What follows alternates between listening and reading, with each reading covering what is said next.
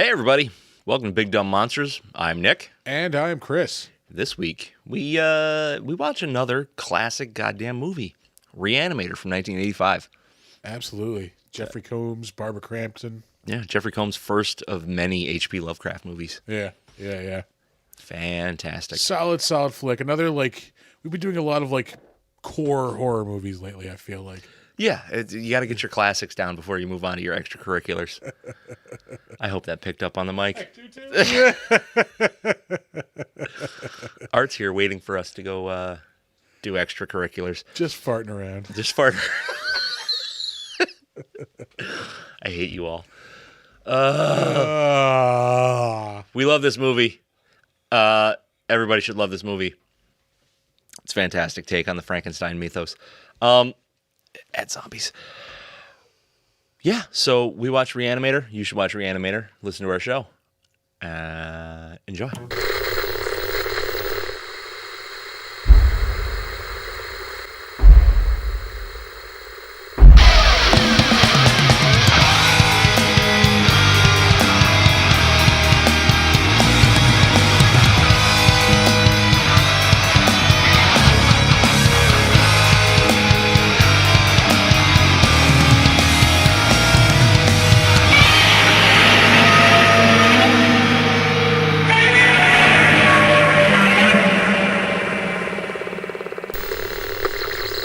Oh, that's so loud. That's all the way. And what's up, everybody? Hello. Howdy. Let me get this volume control off the screen. That'd be nice. Yeah. What's going on? It's Saturday night. We have watched a fine, Amazing. monster movie. Let's talk some fucking Re-Animator. Absolutely. Oh, man, this movie's so fun. Yeah. We were gonna do this movie was a month and a half, 2 months ago originally. It's been on the board for a long time. Yeah. And we had to put it off. I forget why. I think we had topical things come up. Yeah. We pushed it away for a new movie or something. Yeah, like but that. it was to the point where I had already watched the movie, so it was a last minute call off. I think we ditched this for Terrifier 2. Maybe. I think it's no. Was it that long ago? I think it might have been that long ago. No, I feel like this was at the maybe March. It's June. Oh Jesus. Yeah. Yeah. Yeah. So maybe you're right. Maybe. Who knows? I don't want to be right, but here I am. I watched this when we were originally going to do it, but I watched it again today, and I will admit I zoned out for part of the movie, and I'm like, oh fuck, It's kind of easy to do. Yeah, I started doing side thing. I started posting on Instagram for us, and oh shit, I'm distracted. But that also comes with how many times have you seen this movie? Yeah, well, not as many as you think. This is maybe 4 or 5 maybe for me. So yeah, but realistically, think about it. You watch a movie 4 or 5 times, you know where it's going, so your attention span tends to waver. You're I'll throw on Lord of the Rings and not look at the screen, know exactly what's going on, and come back to it later on. Yeah, it's just the way it goes. How about this goddamn beer? Mm-hmm. Love it. This delicious Pabst. There we go. Pabst Blue Ribbon beer. Let me get the logo. All I'll say about that is your move, Utica Club. They don't give a Blue Ribbon a second place. That's all I'm saying. Yeah. Still representing the UC here. This movie is just cheesy enough. I noticed it while I was watching it because I used to think it's a comedy horror. It's not really, and it's classified as a comedy horror, but it's not really comedy. It's not really I don't think it's playing up the comedy intentionally. I think it comes across that way. Weird situational things that you could find amusing, but it's not going for a laugh. I noticed in today's watch through, again, the first time with a critical eye, second time with a critical eye, should I say. It's very soap opera-y. Yeah. The non-horror parts of it are very, very soap opera-y. Yeah. It's kind of blown up. Yeah. Oh my! I have this roommate, this mysterious roommate who's discovered my secret, and is threatening to tell the dean I'm banging his daughter and fucking and like he's gonna blackmail me into working with him and this. Right. So it's all very soap opera-y. The acting, even the look of it is very kind of soap opera-y. I kind of love it. Yeah, it all kind of works. It's I don't know. It is serious. It's a serious film. Yeah. But you can poke fun at it and not feel bad about it and still find it to be a serious, like mad scientist movie. Yeah. It's fun. It's like that's really all it is. Jeffrey Combs is really, I think, key to this movie working. Yeah. Because he's playing it serious, but you can see the comedic aspects. He's right on the line. Yeah, he's not breaking. I think he definitely knows he's doing things comedically, but he's still not breaking that serious character while he's doing it straight. Yeah, yeah. Where a little more than what he was doing would push it right into the absurd. Yeah, and he doesn't. He knows when to. Maybe it's him. Maybe it's the director. Stuart Gordon. Stuart Gordon. Yeah, maybe it's Stuart Gordon reeling him back a little bit or pushing him a little more. Yeah. I don't know. It could be. But yeah, Jeffrey Combs does a fantastic job in this movie. For a long time, he became the H.P. Lovecraft guy. Yeah, he's been in a bunch of different Lovecraft shit. I mean, he was in the sequel to this. He was in 2 sequels. Was he? Yeah. Yeah, there's 2. Yeah. Because there was the rumored 4th, House of Re-Animator, but that never came out. All right. But yeah, he did that. I mean, we're getting it ahead of ourselves, but he's been in a few H.P. Lovecraft things.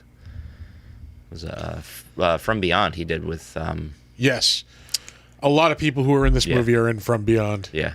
Which is not that great of a movie. Haven't seen it. It's okay. This is way better. All right. I remember when I was a kid, it must have been 1990 when Bride of Re-Animator came out. 91. Right, 91. So I was 12.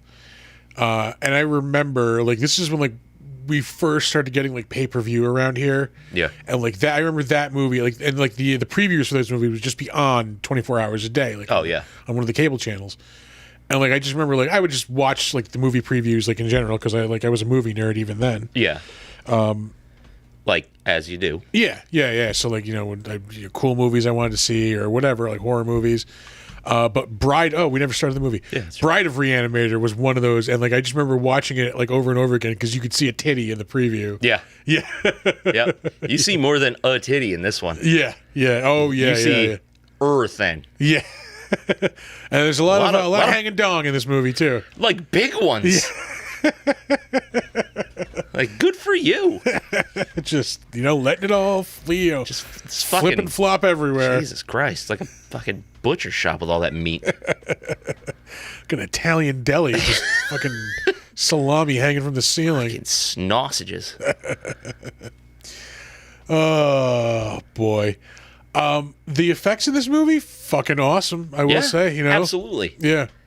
The effects, I think they used something like fucking 24 gallons of blood or some something ludicrous. But by today's standards, it's only 24. I mean, you just had Evil Dead Rise, which used how many thousands of gallons, 24,000 gallons of blood or something like that. Yeah. But for this, I mean, this was 85. So what else did you have? I think was Dead Alive also 85. Yeah, Peter Jackson's Dead Alive, which we've done. We have done. So that would have been that was way the fuck back. Similar amount of blood. Yeah. No, that was way more blood. Because remember that end scene where he's just chopping up? Yeah. And they're basically just throwing fucking hamburger on the wall. Yeah. So good. I love the look of these freaked out resurrected corpses, with the frothy blood coming out of the mouth. Yeah. I love it. Because normally you get just drippy, just you can see them just pushing the fake blood out of their mouth with their tongue or whatever. Yeah. In this, it's frothy. It's like foam, which a little background information. I went to college for mortuary science, and if you have a body that's like got blood coming out of the mouth after it's dead, it's frothy. Yeah. Yeah. It's All right. fucking gross because it comes out. I guess the details don't really matter, but like, it's just kind of how it does it. Yeah. And I like it. It's a really good effect, and not a whole lot of movies have that. It's just like the drippy blood. So I love this opening sequence too with like the all the anatomy stuff. Yeah, yeah, it's really good. yeah. The music in this movie is pretty fucking solid too. Yeah. Is the riff? You like the Psycho theme? In the I was just beginning? that Psycho, isn't it? Yeah. Yep. Yeah. I mean, I don't think it's note for note, but it is what you might call heavily inspired by. Our chat is missing. Yeah, I was noticing that. I tried to refresh it, and I don't know. As did I, but yeah. Well, is there anybody in chat? Let me see. I've got it open on my phone. I don't know. Let's see. This is exciting podcasting. Us looking at the chat. Yeah. Hey, we're gonna log in on our phones to up our numbers here. Called Up Our Own Ass Television. Nobody has chatted, so maybe that's why we're not seeing anything. I don't know. No, it's usually it's up at least. Yeah, who knows? You know what? It's fine. Don't care. It's fine. But yeah, back to the effects. Like, I mean, they're for 85, they're pulling off some crazy shit. There's headless bodies moving around. There's fucking the only thing I really didn't like was like the big fake body stuff. Yeah, like well, like when he's holding the head and you see this big giant boxy frame of a body. You know, like that's I was really thinking more pushing specifically. This is more of a story gripe than an effects gripe. When when his body starts like using its own entrails as like tentacles and like what the fuck? Like none of these other bodies have like mutated like that before. Or... Oh, I think that's because he overdosed the body with the stuff, so everything became animated. All right. I'm pretty sure that's where that whole idea comes from. Okay. Because, he did shoot the head up with the juice, and he shot the body up with the juice. Yeah, well, because he had the two syringes, and he screamed, overdose! And to really hammer it home. Yeah. Miskatonic Medical School. That's right. That's how you know it's H.P. Lovecraft. I like especially like around like fall and Halloween time specifically, like Western like Massachusetts has like this just feel of like something sinister just below the surface. Like, I really love that feeling. Like, well, I mean, this whole area has like a really dark history to begin with. Yeah. I mean, like we're the first part that was like colonialized. So that's where didn't exactly go peacefully, probably, I'm assuming. Yeah. Didn't go peacefully, and there were some really sketchy characters that came over and were in charge of shit. Yeah. And especially with the religious fervor that came with it. Like, there's the whole Salem witch trials, which for the most part was like way blown out of proportion. But it still happened, and it was really dark times. Yeah. On top of, they had like horrible weather that nobody survived well. Yeah. Shitloads of people died from disease and famine and all that kind of shit. But then you get cool things like, what happened to Roanoke and all that shit. So we've got mysteries. Yeah. It's a on top of like Jersey Devil and shit like that, And frequent Sasquatch sightings. Sam Squanch, yeah. Yeah. But he's not frequent, but there are recorded Sasquatch sightings. Yeah, but he's more of a Pacific Northwest kind of guy. Yeah, and like Whitehall is like an area where it's been spotted. Yeah. Trying to think of where else, but not like specifically around here. I think Whitehall was Whitehall is famous for something else. I think Albert Fish did some shit in Whitehall, or he was originally from Whitehall. All right. I was thinking more like supernaturally. Like Hudson Valley is a UFO hotspot. Yeah. As is like the Pittsfield area. Yeah. It's kind of weird. Yeah. I don't know. I'm going to say it's all the nuclear reactors and shit. Look, it's the Northeast. There's like nothing to do here except drink and like do substances. Like, yep, that'll get you some fucking UFOs. Like, yeah. Oh man. Oh, I gotta interject a little something here. Apparently, one of the people I worked with asked one of the other people I work with if we are in the Pacific Northwest. Yes, absolutely we are. Yeah. Break down every single one of those fucking words, would you please? Nothing Pacific? about... No. North? Okay. West? No. Yeah.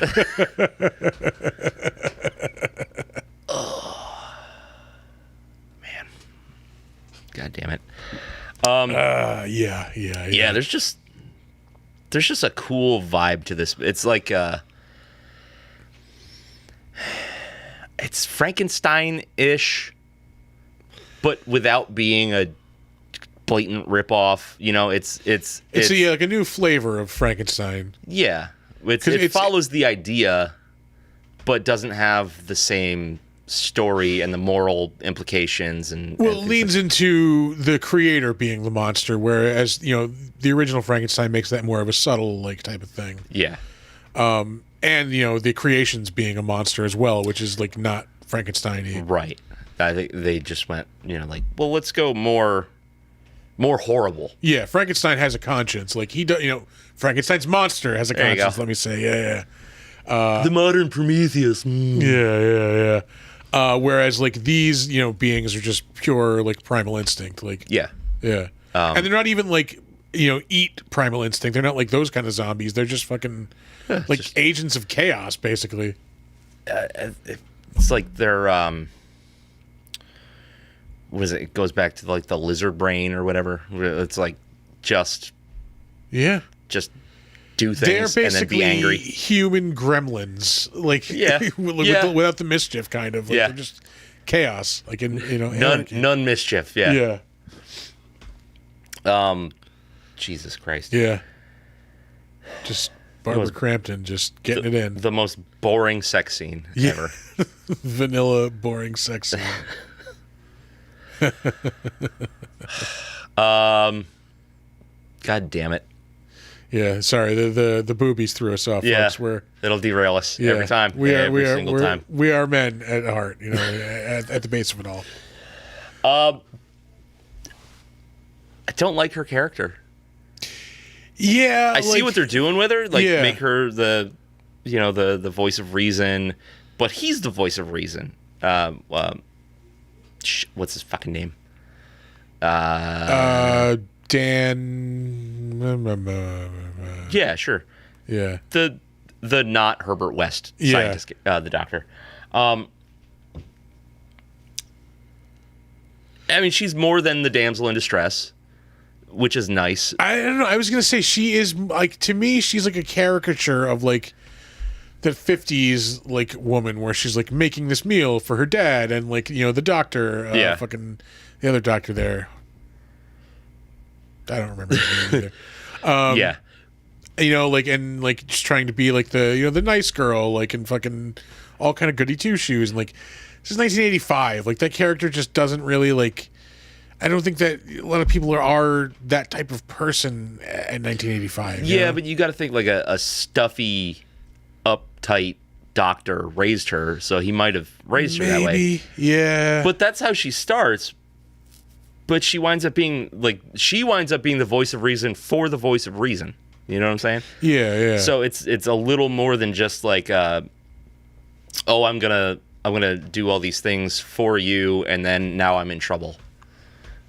She tries to get him out of trouble, and she's suspect of him from the very start. So she's kind of your moral barometer, I suppose.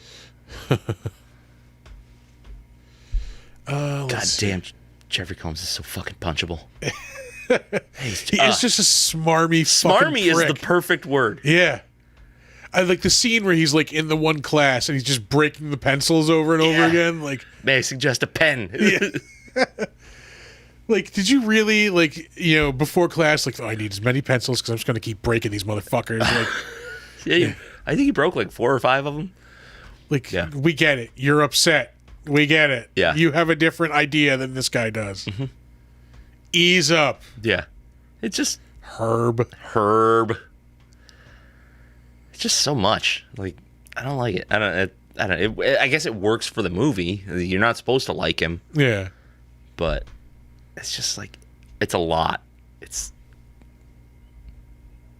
Just he's that guy that you always wanted to just like throw in a dumpster. Yeah. Oh, I know. I've known this dude through, grade school, college. Like, everybody has run across this dude at one point. Like, the know-it-all prick. There's one dude who I went to grade school with, like elementary school with, and now, like, professionally will cross paths with. Yeah.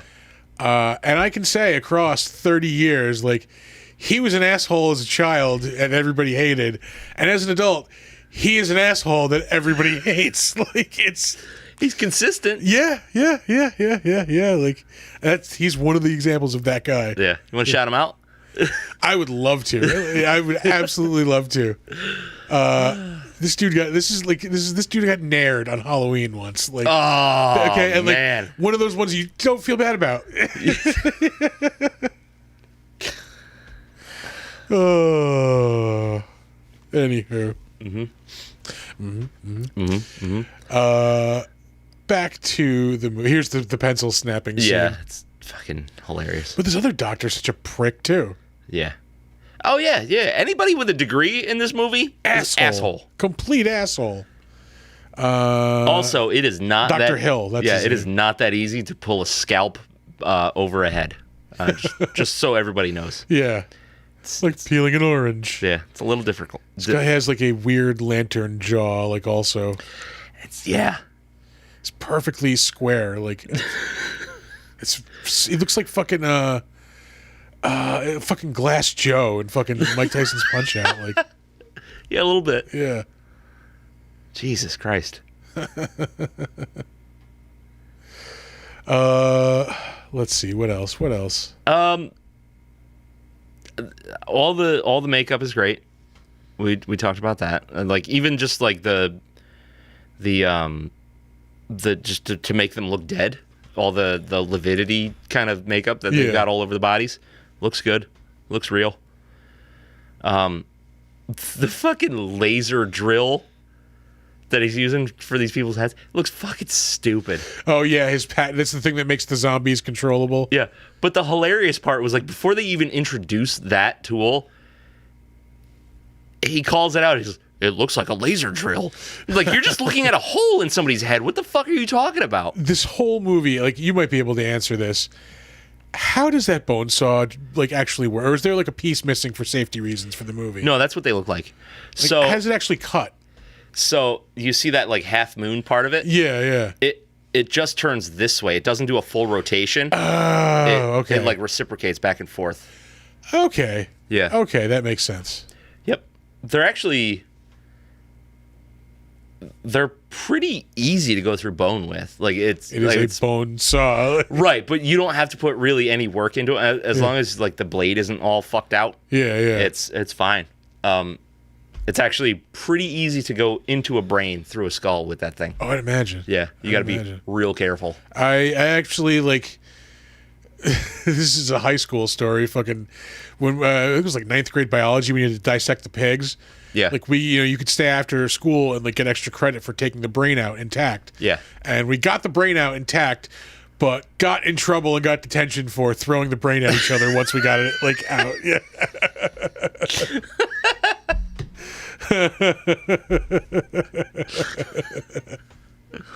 That's not okay. In our defense, we were left unattended, dissecting a pig, and our teacher only showed up when the brain fight ensued. You want to hear something fucked up? Yeah. In high school, we never did advanced like animals. We did worm. I think we did starfish in high school. Oh, really? Yeah, which was really cool.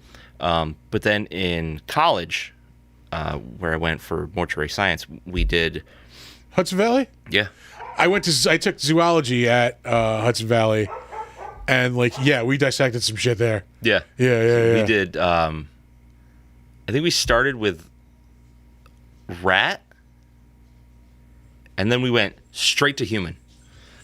God damn! It was a jump. Yeah. I remember seeing the mortuary kids like going into that elevator down into the basement. Like, Yep. Yeah. Yep. It's like it was like this weird like Harry Potter like house, like the mortuary house. Yep. You couldn't get in there unless you were buzzed in. But yeah, no, I took zoology there, and like we did like the entire animal kingdom, man. Like, yeah. Actually, you know who also used to go down there were the dental hygiene students. Oh, really? Yeah. No, in high school we did worms, we did frogs, and then pigs. Yeah. Oh, yeah. We did frog in high school. Yeah, yeah. And then in zoology we did like I think I'm pretty sure we did rats. We did worms again. I remember that because those are super easy. Just slice and then you just pin them open with the fucking That's pins. it. Yeah. Yep. On that rubbery mat. Yep. It looks like a really shitty brownie. Like yeah. Yeah. And then we did birds, fish. We did sharks. Really? Yeah, we dissected like lemon sharks, like this big. That's fucking rad. Yeah. We did turtles. Like you just snap them open like medicine cabinets, like just crack. Like a Hershey bar, right? Yeah. Just snip, and then just swing them open. Yep. Yeah, and then did we do anything else? I don't think we did pigs again. Yeah, I never did pig. Yeah. But I've done elderly human Made being. up a report on wolves in that class off the top of my head, pretty much. Oh, really? Got a 75. C's get degrees, Yeah, man. exactly. Yeah. Yeah.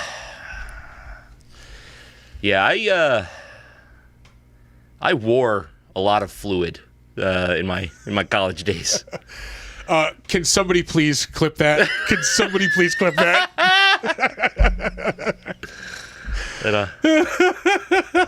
Make a highlight of that one. That's gonna be right here next week. Yeah. Right on a little button right there. Yucky. Yeah, never paid for it though. So. Oh man, Hudson Valley, like that was a fun college. I will say it has the reputation it deserves. Harvard on the Hudson. Yeah. Yeah. Anyway, that's beside the point. Yeah. Back to Re-Animator. Great movie. I love it. Super fun. You're gonna rate it.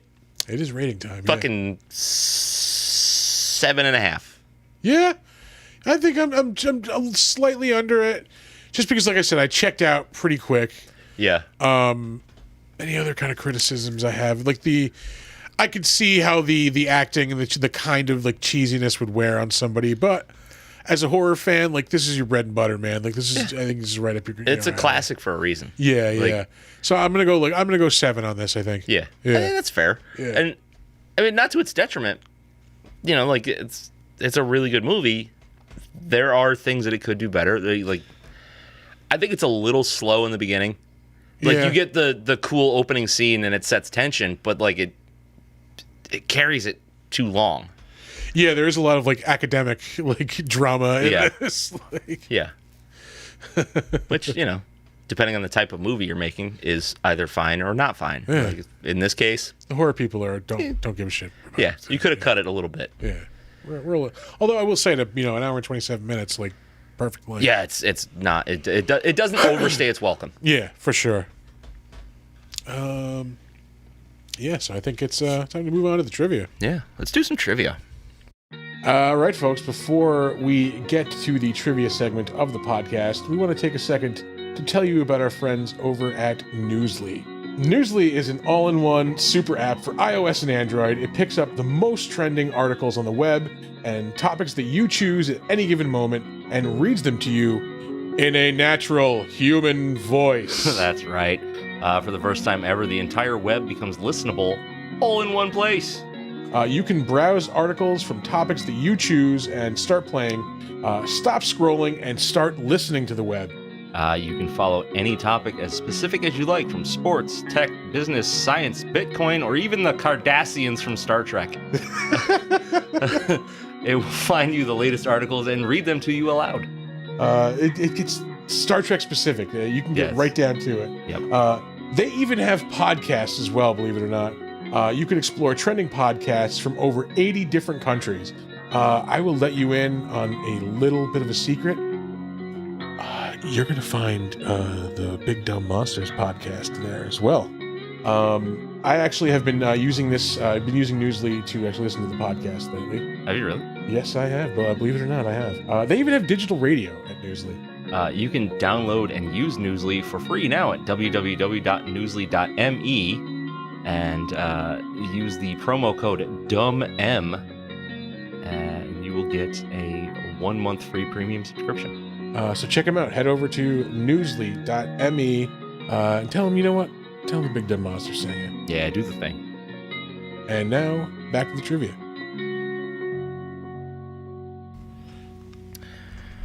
Boo, boo, boo. All right. I bet you didn't think we were going to start off Re-Animator trivia with David Bowie. I did not. Yeah, well, here we are. All right. David Bowie worked with cinematographer Mac Alberg on The Second Greatest Story Ever Told, Parts 1 and 2 from 1991. And during filming, Bowie had found out that Alberg had shot a Re-Animator. He excitedly ran up and told him that it was his favorite film. Really? Yeah. Can you imagine that? Like, David fucking Bowie comes up and goes, "Hey, did you shoot Re-Animator?" And you go, yeah. He goes, "Love it. Favorite movie." For comedy purposes, David Bowie's going to be Cockney. Oi! You shoot Re-Animator? I fucking love that movie. Fuck, yeah.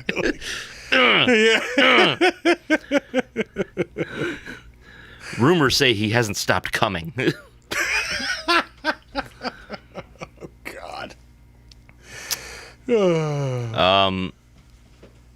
H.P. Lovecraft never really liked his Re-Animator stories and wrote them only because he got $5 per installment. Have you ever read the Herbert West Re-Animator? The H.P. Lovecraft story? I don't believe so. It's not bad. Yeah, I know I've read some Lovecraft. There are other things Lovecraft didn't like that. Yeah, that's true. Make him controversial. But, although later in life, he did realize that was a pretty ignorant stance on a lot of things. Right. His life was kind of fucking weird. Like his mother was super racist and kind of raised him to be that way. Yeah, yeah. Which made him like xenophobic of like everything. Yeah. So then eventually he got kind of worldly and then realized that, you know, naming your cat what you named your cat was a problem. We definitely don't have our chat on screen because we do have he went through so many pencils. There wasn't even a cow between rat and human. it's Rob and Rowan. Yeah. Sorry, guys. Our chat isn't showing up. Yeah, we don't have chat on screen for some reason. I don't know why. See if we can tool around with that. Yeah. Do that. Anywho. You do that while I read the trivia. All right. Let's see. I might just get us a second screen with our stream up. It's come to that. Yeah. Keep going. Can you just refresh Streamlabs? I don't know. I don't know either. I don't know. It's fine. It's fine.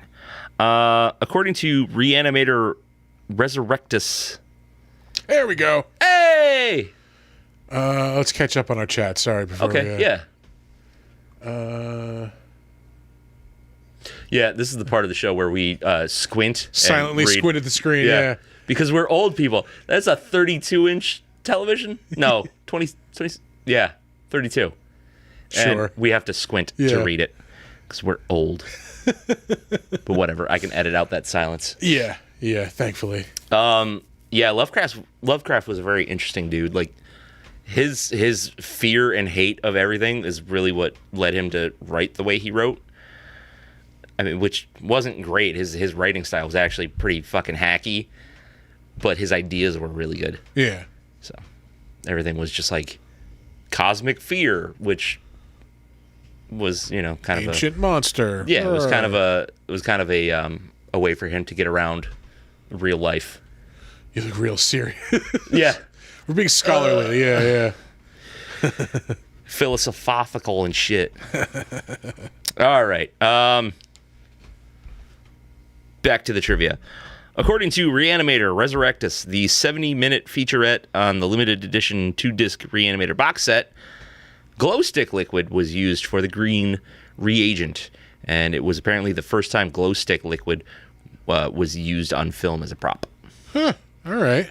Yeah. I don't know when glow sticks first hit the scene. I mean, I remember having them when I was a kid. Like, yeah. Yeah, I mean, they came in those like foil wrappers, and Yeah, they still do. Yeah. I wonder why. I don't know. To keep the light out, probably. Maybe. Yeah. Because if it's damage it. I don't know what the fuck. I'm like, if it's absorbing light, it's gonna like start glowing. But no, you have to like crack it open first. It's a chemical reaction. Yeah. I don't know. I don't know what the fuck I'm talking about. Don't matter. Yeah. If we have any glow stick people out there, and ravers or club kids, clue us in. We need a glow stick technician. Yeah. The woman Dan is seen attempting to resuscitate at the beginning of the film was a quote-unquote dildo enthusiast and was known to hide dildos in with the fake corpses on the morgue set. That's amazing. Dildo enthusiast. Yeah. Like, I would love to be that level agent of chaos on a movie set. The dildo hider. Yeah. The phantom dildoer. Dildoist. The phantom dildoist. Oh, that's amazing. When I worked at Hollywood Video, we had a customer. Hide dildos all over the place? No, who would come in and fucking destroy our bathroom and leave a fucking deuce floating in the toilet. We referred to them as the phantom deucer. Yeah. Yeah. What kills me is the people that'll drop a massive shit and then just like, why is there no toilet paper in here? Yeah. This is just a dildo hider. We got to click to allow that. Yeah. Allow. That's why we need mods. We have to whitelist the word dildo for shit. That's a badge of pride right there.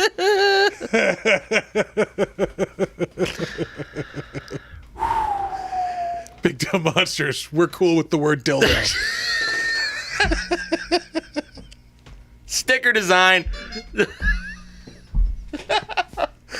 That's our new banner. We're cool with the word dildo. Oh man, this show has got it way from us. That's fine. We're having fun here. You're welcome. Thank you. Yeah. Thank you. Oh my god. Originally, director Stuart Gordon wanted to shoot the movie in black and white on a 16 millimeter film to give the film a gritty quality. I want that cut. I want that a lot. This is not a fucking joke. When I was looking for a picture to post on Instagram to promote this, the one I picked, when I was looking through filters, I was this close to putting it up in black and white. Yeah. Yeah, I'm like, it fits perfectly. It would have been so awesome. Yeah, it's the tone is great for that. Like, you don't get the vivid, quality of like the reagent and the all the blood and gore and shit like that, but like those aren't really what I'm here for. This movie. Yeah. I mean, they're cool and they're standout, and it kind of makes it iconic, I guess, the glowing green. But sorry, fuck, phantom dildo. It came back in my head. I was about to say destroying me, but yeah. Phantom dildoers destroying you. Help! I'm being destroyed by the phantom dildoer. Oh wait, not yet. Yeah.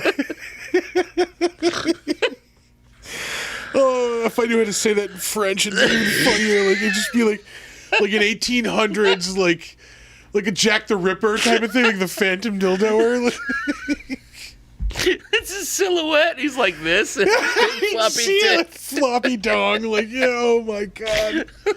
Oh dear God. Oh, I'm gonna have a stroke. Yeah. I'm trying to catch up on the.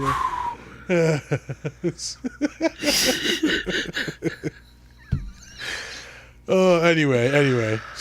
All right. We have fun here. We're getting it together. Fucking Showtime. woosah. Woosah. Yeah. All right, Yeah. here's a Hoochie Mama. rad fact. The building used for the Miskatonic Medical School is the same one used as Cyberdyne headquarters in Terminator 2. Oh, that is pretty badass. Yeah. All right. Fucking sick. There's another really badass fact. Not yet, but we'll get there. All right. John Nolan worked on the film's gruesome makeup effects and using what he described as disgusting shots brought out by the Cook County morgue of all kinds of different lividities and different corpses. He and Gordon also used books of forensic pathology in order to present how corpses looked once the blood settles in the body, creating a variety of odd skin tones. Oh yeah, like the one dude, the first guy they reanimate has the weird like white veiny like face. Like I noticed that. And he's very red too. Yeah, all over his back is it looks like bruising because like when you die, your blood settles. stops. Yeah, your blood stops cycling and just wherever gravity takes it. So when somebody dies, like on their side, half their face is like blown out and bruised. It's fucking horrible. Ooh. Yeah. We lost, like, there was a sound of something. Was that the fridge going forever? There was a hum. Yeah, it could have been. Maybe it was the computer like cooling or something. I don't know, but it stopped. Yeah.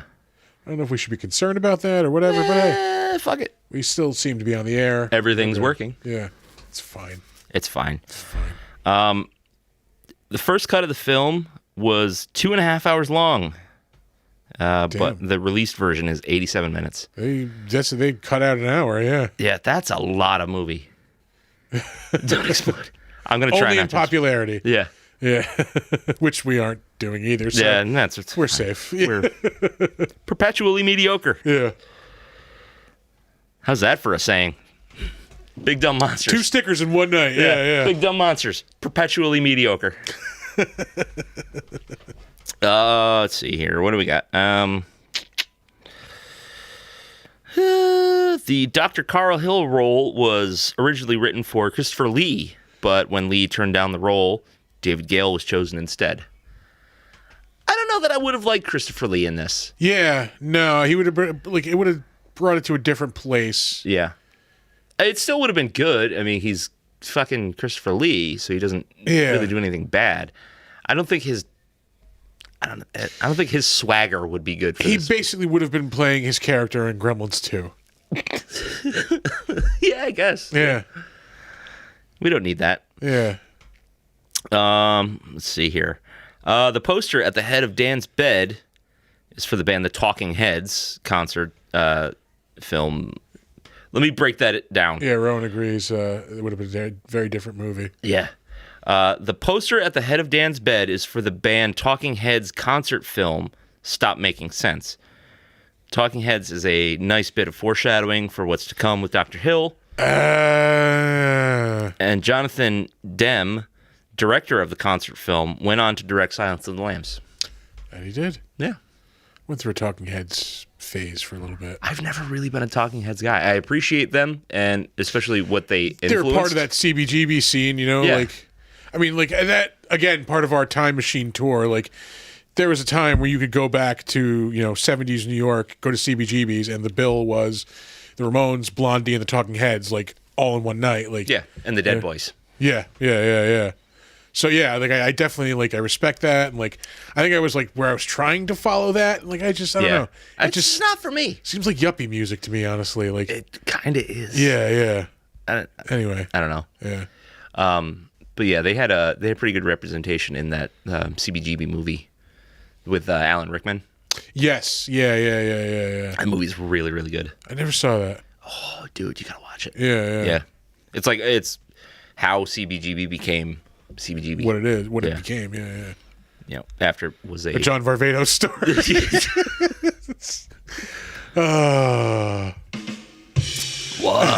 Woof. Ooh, Jeffrey Combs recalls having to feed David Gale cigarettes during the scene with Hill's head in the tray because Gale was in a position for hours and couldn't reach his own face. Cigarette. Loiter. Acid. Acid. Yeah. Flicking it with his tongue. Well,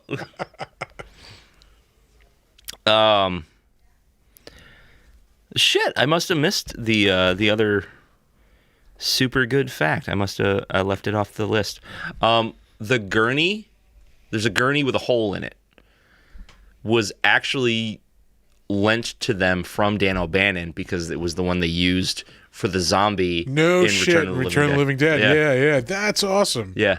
All right. That is a cool piece of trivia. Yeah. But then our final IMDb trivia fact, an actual screen-used prop of Dr. Hill's decapitated head was the top prize in Fangoria magazine's Re-Animator Get Ahead makeup contest. All right. Yeah. Rowan had done a comment. Basically, her mom hated this movie because of the severed head versus the nice lady scene. Do you ever see that meme of, like, you know, the movie when I'm watching it, and it's like I think it's like, you know, like them eating dinner, it's all nice. Yep. The movie when my family walks in, it's the picture of him like holding his head between her legs. Now, I don't have a problem with that scene specifically. I have a problem with how long it goes on. Yeah, like it is gratuitous. Yeah, you're playing it for shock. I get it. We get it. Like, yeah. We can be better than that. Like it's not. Yeah, elevated horror. Yeah. All right. We will move on to the better known as segment of the show. I knew you. I know you. I knew you. I knew you. You ain't you. You ain't you. Again, only so we can get a sip of beer. I have to pull up my part of the show. Hey, Sure that's do. right. Yeah. Woo Yeah. ha! Responsible podcasting. Look at that shit. And in that vein, let me open a second beer also. Yeah. See, like, he looks like this guy comes back like so fucking cool. I love the makeup. It's like intense. It's not overdone, and it looks horrible. Like, not like it looks bad horrible. He looks horrible. Yeah, exactly. Also, you see his dick. Just First of like flopping in the 4 or breeze. 5 in this movie. Lot of dick. Yeah. Hey, that guy kind of looks like Schwarzenegger. You know, it's almost like he's been in a bunch of movies with him. So weird. Yeah, weird. Let me get the movie notes up. How do we do this? We're going to do this half and half is what we're You used to have a button. maybe I did. I don't know. It's fine. It's fine. We will start off with director Stuart Gordon. Probably most well known for directing a bunch of movies you would not think that he was the director of. He has directed pretty much all of the Honey I Shrunk the / Honey I Blew Up the Kids, all like the movies and the TV show. Oh, really? Like, all of that shit. Like he like at least a couple episodes of the TV show. Let me stop speaking out of my ass. Well, that's the same as what the fuck's his name? The guy that did Mad Max doing Babe, you know? Yeah, George Miller. Yeah, George Miller. And he was at one point doing the Justice League movie. Oh, really? That was one with like Armie Hammer as Batman. Oh, yeah. Let's see. He did 2 episodes of Masters of Horror. It was in 2005 and 2007. Really? Which ones? Let's take a look. Oh, Dreams in the Witch House. Oh, it's like... And The Black Cat. Dreams in the Witch House is H.P. Lovecraft. Of course. Honey, I Shrunk the Kids. He did 1 episode of the TV show, but he did direct both of the movies, Honey, I Shrunk the Kids and Honey, I Blew Up the Baby. Oh, okay. By the way, that saw would not cut through a body that way. Yeah, I was thinking of that when I watched that. Like, that's... The cutting edge is like on the outside of what he's like. Yeah, it's facing down. Yeah. If he drove it like into the back of his head, like in the cutting motion, like that would work.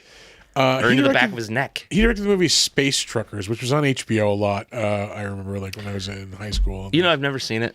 I want to because it sounds ludicrous. It's Dennis and right Hopper and like fucking Stephen Dorff, I think. Yeah. It's fucking crazy. Arthur loves that movie. Space Truckers? Yeah. We have to inform him that he's on the board for a movie in a couple of weeks. Oh, yeah, he is. Aliens Ride at the Speed of Fright, which I'm assuming is like a theme park ride.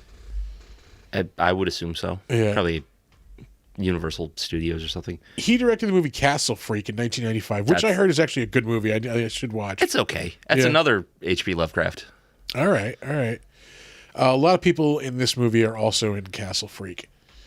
He directed Fortress in 1992. Yeah. Robot Jocks in 1989. Of course, we mentioned this earlier. From Beyond in 1986. That was what he directed right after this. We will move right along to Jeffrey Combs. I thought we had done him at some point before, but I don't. Maybe not. Yeah, I could have swore we did. Yeah. Anyway, well, we're about to find out if we did or not. Yeah. He's done a lot of voiceover work, actually. He did one episode on a show this year, Ollie and Scoops, which Barbara Crampton did a voice on as well. Oh, shit. He did Kirk Langstrom in The Doom That Came to Gotham, the Batman movie that came out this year. I think it's it's a Lovecraft, Batman movie. Color me shocked. Yeah. He did Kirk Langstrom, for those not in the know, becomes Man-Bat, which, again, I would love to see a movie. Yes. Yeah. A live-action movie of the Man-Bat story. He's done some voices on SpongeBob SquarePants, on Star Trek Lower Decks, Dota, Dragon's Blood. He was in an episode of Creepshow in 2019, which I like. On paper, I should be on board with that show. I don't know. I watched the first season. I don't care if I watch the rest. Just not your Jimmy Jam. Yeah. Same thing with Cabinet of Curiosities. I finally went back and watched the second episode this week, and I liked it. I got 3/4 of the way through, and I was like, I am enjoying all of this. I'm done. Yeah. Yeah. I watched the first episode. This is really good. I like this. And I just never. I watched it a year ago when it first came out. Yeah. And I just had no desire to go back. Yeah, I don't know what the fuck is up with that. I did enjoy the second episode, the one with the rats. I enjoyed every part of it. Yeah. And then I just stopped. Stopped ran watching out of steam. Yeah. Let's see. Creepshow we mentioned. Howard Lovecraft and the Kingdom of Madness. That's a cartoon. Yeah, an Lovecraft animated thing. Lovecraft movie. He did some voices in the Lego DC Supervillains video game in 2018. He's done Scooby-Doo and Batman, Brave and the Bold. He did The Question. All right. Voiced The Question. He's done Transformers. He was in Stand Against Evil in 2017. That's another show that was awesome, and I loved every fucking episode, and then I stopped caring. Oh, yeah. Yeah. That I don't know show, why. if you're a horror fan, get on board with Stand Against Evil. It is it is made for you. Yeah. There's another animated Lovecraft movie, Howard Lovecraft and the Undersea Kingdom. He voices Brainiac in Injustice 2, which is a fucking awesome game. I haven't played 2. I played the first one. Good. You have there's so many good characters in that. The first one's good. Yeah. But yeah, so many more good characters. You have the Red Hood in the second one. I just feel like my tournament fighter game days are just kind of behind me. I get that.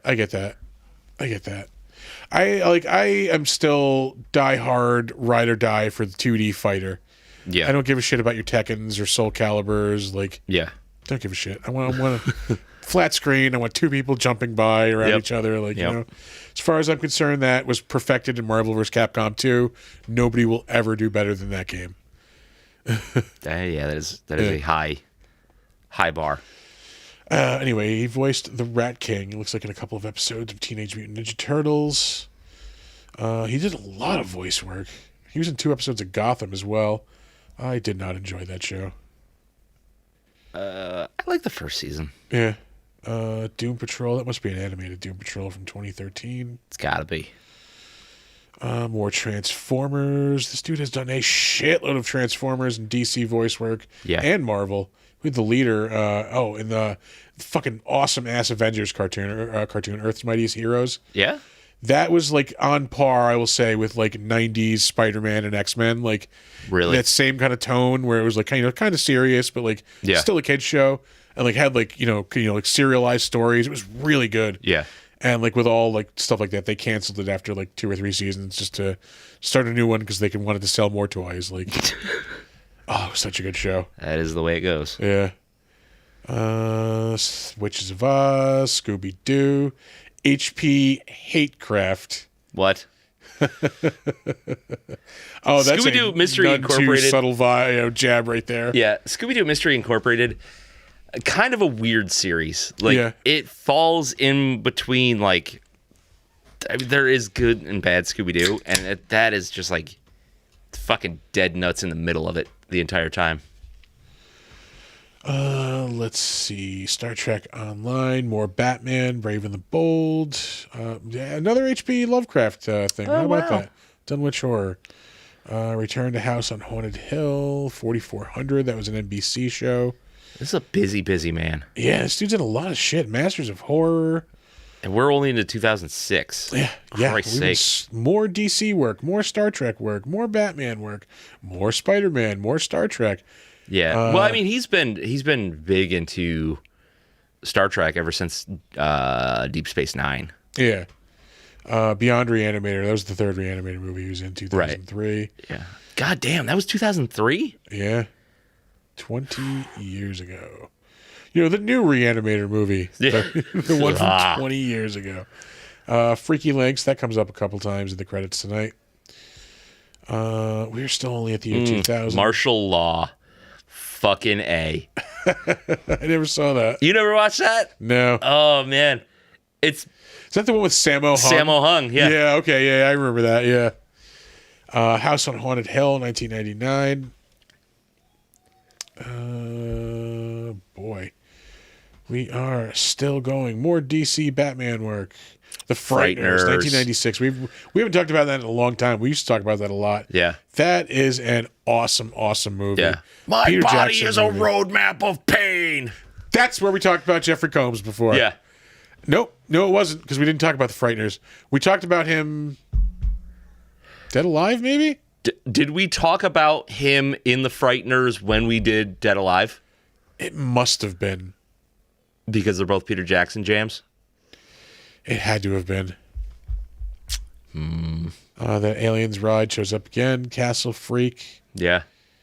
Babylon 5. Ultraman, 1994. The 90s version of Ultraman. I remember watching that. Yeah.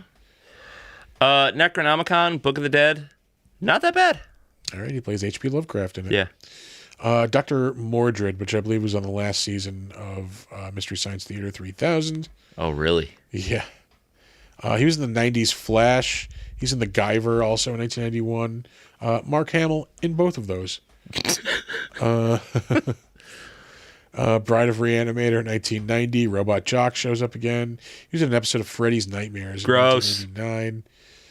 Jake and the Fat Man 1988. He was in the 80s Beauty and the Beast TV show with Ron Perlman. Mm-hmm. Of course, From Beyond and Re-Animator. He was in the Steve Martin movie The Man with Two Brains. Excuse me, I'm very, very dry this evening. His first role in 1981, Honky Tonk Freeway. Oh, he was in Frightmare. Oh, sorry, I went over that. Anyway, Bruce Abbott, who plays Dan Kane in this movie, hasn't been in anything since 2010. Let's see. He's in The Prophecy 2, 1998. Hey, here we go. But hold on, before we get there, is that The Net, like TV the show. TV adaptation of the It's Sandra shown Bullock? up in like every one of the credits this evening. I just haven't mentioned it. Oh, Yeah. why would they do that? He was in 4 episodes of it. But this man is a human fucking Murder, She Wrote hat trick. We let the cat. We didn't even do the thing. God damn it. In 1991 and in 1995 and one time in between those, he was in Murder, She Wrote. 3 times he was on Murder, She Wrote. 3 different characters. God damn. Not only that, he was on Diagnosis Murder. So he's been on 2 old people solving murder shows. There you go. That's another one. Oh, Father Dowling Mysteries, 1990.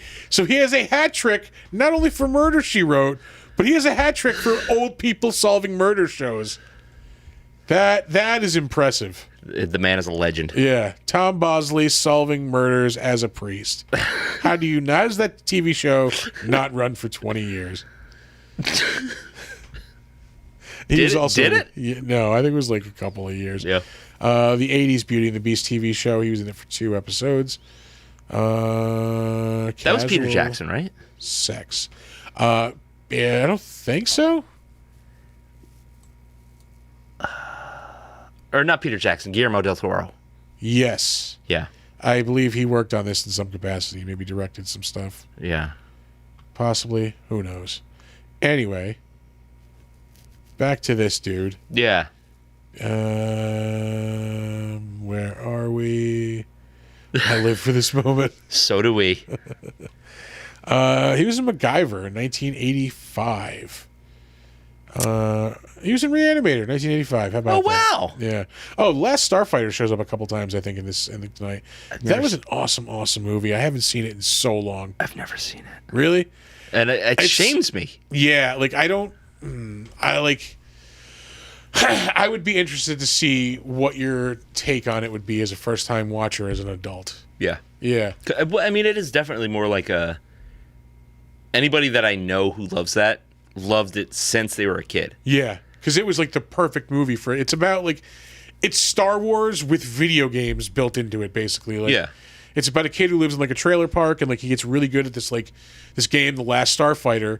That turns out it's actually like this recruiting vehicle for like this alien space force to like find fucking pilots for their fucking their starfighters. So what you're telling me is if I smashed Tron and Ender's Game together?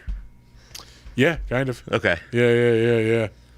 And it was like just the perfect fucking 80s movie for a fucking kid, man. Like they like the person who has the rights to it has like an iron grip on it. They keep wanting to remake it, and like he won't let anybody do anything with it. Yeah. Which is respectable, but also like I'd like to see them dust that off. It's time. It's been make your money. Yeah, it's been 40 years. Come on. Anyway. I mean, I guess they can't make a sequel because he's the last starfighter. Well, I mean, like spoilers in a 40-year-old movie. He wins in the end. I'm assuming they make more starfighters after that. Yeah, we'll see. First role, 1982, Tag: The Assassination Game. I believe Barbara Crampton is up next, and she is. Hey, did you know that Re-Animator is on our mat here? Right there. Right there. Hey, now. We should cross those off as we watch them. Then our mat's going to look fucked up. Yeah. We've got quite a few of them. Dolls has been in the credits tonight. Yep, it sure was. Because this will be in the credits tonight. Stuart Gordon directed Dolls. That's why that's in there. We have watched that. Return of the Living Dead. We have watched... Well, we're going to get to that at one point. The Thing. Yeah. Critters is coming up. Yep. Well, spoiler. Re-Animator. Fright Night. Night of the Living Dead. Yep. Man, this fucking mouse pad is awesome. Yeah. There's Invaders from Mars, which we mentioned a couple of weeks ago. Night of the Living Dead. Yeah, I mentioned. That's the remake one, actually, too, I think. Yeah, I think so. How about that? Yeah. Anyway, our awesome studio stuff. We should do Extro. Don't even know what that is. Garbage ass alien movie. Barbara Crampton. How is Critters anyone's favorite movie? Nick has been avoiding doing Critters. I don't want to watch Critters again. We're watching it. We're watching it next week. I watched Critters when I was a kid. Spoiler. Yeah. I watched Critters when I was a kid, and I didn't give a fuck. See, I liked it when I was a kid. Did you? Yeah. Barbara Crampton, like I said, still in stuff, has things upcoming. Yep. I mentioned she's in Ollie and Scoops, does a voice on that. She has been in 181 episodes of The Young and the Restless. She was also in like 80-something episodes of like Days of Our Lives, too. God damn. Rob just yelled, "Critters is amazing." Yeah, it's a much better movie than it gets credit for. Yeah? Am I misremembering its qualities? Well, we're going to find out. Oh, fuck me. She did a voice in Back for Blood. Dota Dragon's Blood also, that shows up again. Mm-hmm. Also, the Creepshow series shows up. She was in an episode of that. Channel Zero. I've never watched any of that, and I am a little mad at myself because I've always wanted to because it seems interesting. I've heard it's good, yeah. Like I'm pretty sure it's like an anthology. It's like show. a horror anthology. Yeah. But I just never got around to it. Let me put some beer on that. Puppet Master, the Littlest Reich. The Littlest Reich. Fucking Puppet Master is wild. Critters 3 is the first time Leonardo DiCaprio's in a movie. Not saying it's great, just that it happened. Yeah. All right. Anyway, where are we? Puppet Master, the Littlest Reich. Yeah. We mentioned that. Beyond the Gates VHS board game commercial. And she was in, of course, Beyond the Gates. Tales of Halloween. That was an anthology movie from a couple years back, which is actually pretty good. Is that the one that has Art the Clown's first thing in it? No, that's All Hallows. No, All Hallows Eve. Is that All Hallows Eve? Yeah, no, this is good. I interviewed two of the directors of like one of the segments, and like this is me not doing my duty as a co-host. Like, unbeknownst to me, like one of the guys was like a horror legend. Oh, really? Yeah. Like, we talked about like directing and like, but I could have asked like so many more questions. Yeah. You were like, fuck this movie. Yeah. Who was it? John Skip, I want to say is his name. John Skip. That sounds really familiar. Yeah. There's two guys. Was it John Skip and something Cash? Andrew Cash. Okay. Yeah. And the other guy had worked on like it was the fucking Greg Berlanti hero show that did Legends of Tomorrow. Oh, yeah. That was bad. I enjoyed that. It was probably one of the better of the Berlanti shows, just because it didn't give a fuck. Like, it just like, you know what? Let's do crazy shit. We'll make it work. Yeah. I think it was so unstructured. I think is why I didn't like it. She's in Lords of Salem in 2012. Not one of the better Rob Zombie movies. Nope. Unfortunately, because the premise is cool. Yeah. She's also in 287 episodes. Mm-hmm. She's in 287 episodes of The Bold and the Beautiful. So she is like so much nonstop, just filming fucking soap operas. She did that in 3 years. Yeah, I mean, like they are daily. Yeah, but that's a lot. She's in Guiding. What fucking soap opera has she not been on? She's in 38 episodes of Guiding Light as well. She's also in Space Truckers. So what you're telling me is like 1990s cigarette mom knows exactly who she is. Yeah.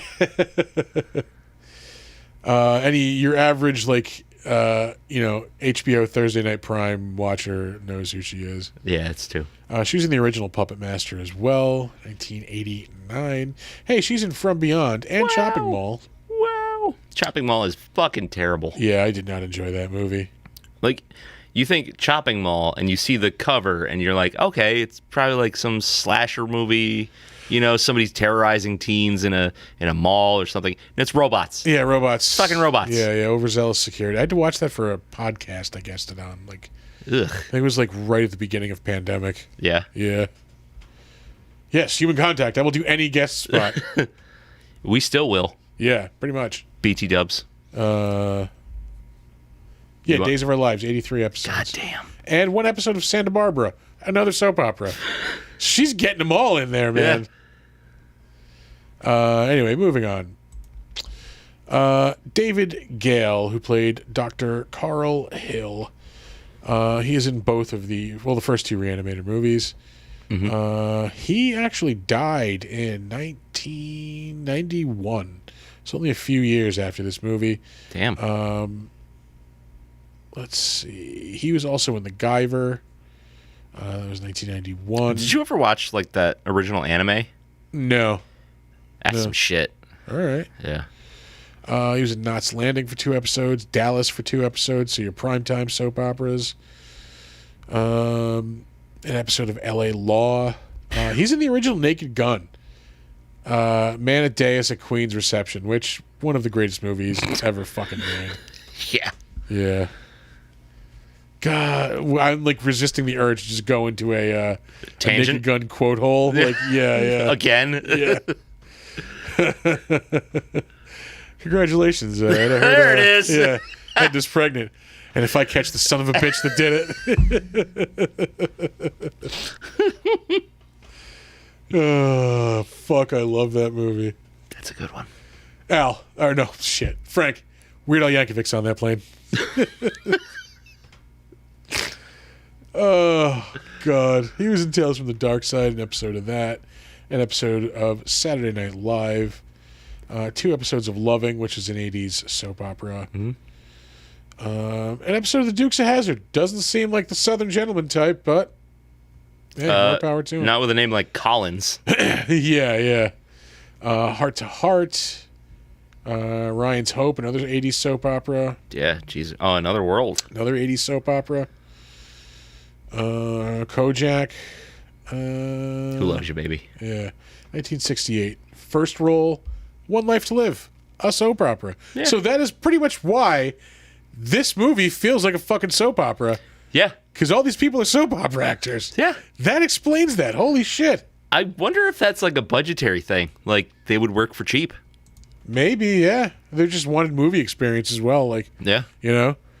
Huh. Yeah. Let me jump on this fucking... I feel a little astute. Like I know some shit about movies now. Yeah. Called that one. Yeah. All right. We're talking about.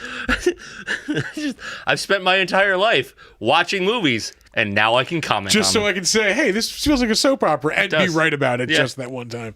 Anyway, Robert Sampson. Just one time. Yeah. It was all worth it. It was all worth it. The pieces are coming together. He was Dean Halsey in this. He was just in Hunters, the Amazon TV series. He was in the first season in 2020. Let's see. He was in a Rainbow Six video game in 1998. Who is this again? Dean Halsey. Oh, yeah. Santa Barbara, another soap opera. He's in The Arrival, 1991. That's a Charlie Sheen movie, I believe. Let's make sure I'm right about that. Nope. That is not. Who the fuck is that? John Saxon's in it. Huh? Where the fuck are the people? Up. Robert Sampson's in it. Yeah, I don't know. Back to the... Who gives a shit? Yeah, exactly. Who gives a rat's ass? He was also in Robot Jocks. Oh, fucking A. Matlock. More old people solving murders. Yeah. Let's see. 21 Jump Street, he was in an episode of that. An episode of Amen, the 80s sitcom. Sunday Church. I don't know that I know that one. Starring Sherman Helmsley, better known as George Jefferson. Let's see. A lot of 80s TV. I gotta tell you, Hardcastle and McCormick sounds like a gritty street detective kind of show. Yeah, like one of them is maybe like ex-military, and like one of the other ones like an ex-cop who got like kicked off the force for No, he's a consultant. Yeah. Now they take on like cases and Yeah, I don't think it's anything like that. no, probably not. Our show's much better. Yeah. All over 80s TV. Hotel, Scarecrow and Mrs. King, Magnum P.I., Knots Landing, Riptide, Trapper John. He was in The Jerk. 2. Yeah. The A-Team, Knight Rider, Falcon Crest, Quincy, More Old People Solving Murders, Dynasty, Hill Street Blues. Is that it? Dallas. No, City of the City Living of the Dead. Living Dead, which, I don't know, has a cult following. I didn't think it was that good. No? Maybe I'm jaded. Yeah, you are. He was in the Hardy Boys, Nancy Drew Mystery Series. He was on Chips for an episode. Must like working with Sherman Helmsley because he was in The Jeffersons in 1976. Police Story, Police Woman. Listen, if Jackie Chan is not in that, I don't want to watch that Police Story. It's just the way it is. I'm sorry. Let's see. Ironside, the original Mission Impossible, Mayberry RFD, I Spy, Gunsmoke, the original Star Trek. So this dude is all over fucking TV history. God damn. Yeah. The Outer Limits, the original Alfred Hitchcock Hour, Bonanza, The Virginian, The Twilight Zone. Jesus, this guy's everywhere. Of course, this is the 60s. There were only like 10 shows. Yeah. So Rawhide, Sea Hunt. Hunt. Any other notable stuff? Probably not. Yeah, no. The Bamboo Prison was his first role, 1954. Goddamn. Moving on, Peter Kent, who was that animated, the first animated corpse, with his dong just flipping around. This dude has been in. This is the guy who was in a lot of Arnold Schwarzenegger stuff. We talked about him for Terminator. Did we really? I think so. He was in Terminator, yeah. He was in the USA show Psych. He was on Human Target, which was a really awesome show. I think it was only on for like a season. Based on a DC comic. Oh. He was in an episode of Smallville. The Chris Isaac Show, 3,000 Miles to Graceland, The Sixth Day. What do you know? An Arnold Schwarzenegger movie. Yeah. I know I've seen The Sixth Day, but I cannot. It's the one where he's fighting his clone. Was that another Philip K. Dick story? I think so. It is very dickish. It is very Philip K. Dicky. Yeah. There's no good way to say that. You can't do it. Dick-esque. Nope. Nope. Dick-like. No. Nope. Dick-mannered. Dicktastic. Yeah. Don't remember what I was going to say. Gonna move on. Yeah, keep going. We're getting text. Dickian, yes. Yeah, we're getting text about our post-recording activities. Oh. Well, they should know not to bother us. Yeah, they should be watching the show and know that we're busy right now and can't answer texts. Bastards. We're talking about dick stuff. Dickian. He was in The Crow Stairway to Heaven, the less than enjoyable Crow TV series. They used to show that back-to-back with the Mortal Kombat TV show. Yeah. Because it was a syndicated show, and I remember I would come home from work on Saturday afternoons, and that would be on. I would just throw it on and fall asleep. Yeah. Because I worked at McDonald's at the time. I had to open up on Saturday mornings. That was hell. That sounds miserable. Yeah. You ever stand outside of McDonald's at 4:45 on a Saturday morning while you're drunk from fucking hanging out the night before? Yes. Yeah. I've come straight from a party to this job. I am fucking smashed.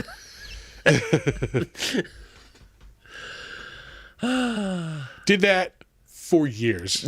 Yeah, literally 4 years. Yeah. I meant that FOR years, but yeah. No, when I worked at Hannaford, I used to throw up in the garbage can a lot. Oh yeah, I have barfed my brains out in McDonald's many times. Yeah. While wearing a headset too, I have to move the thing to the side, move the microphone to the side. Yeah. Can you imagine you pull up to the drive-thru? Hang on. Oh, there've just been days when I've just been leaning against the wall, what do you want? Yeah. Rough. We're closed. Bush. Not the president. The band. Yeah. Not the band, not the president. Yes, we do need you. We need all of our friends. Yes. What we actually need is somebody who wants to sit around and work our ones and twos, production stuff. Yeah. So if anybody's got every available Saturday, and loves to free beer and loves to work for free. Yeah, loves to work for free, but drink for free also. And laugh. Yeah. Anyway, he's in some great 90s TV, and by that I mean trash TV. Pardon me 1 second while I cough off mic. Yeah.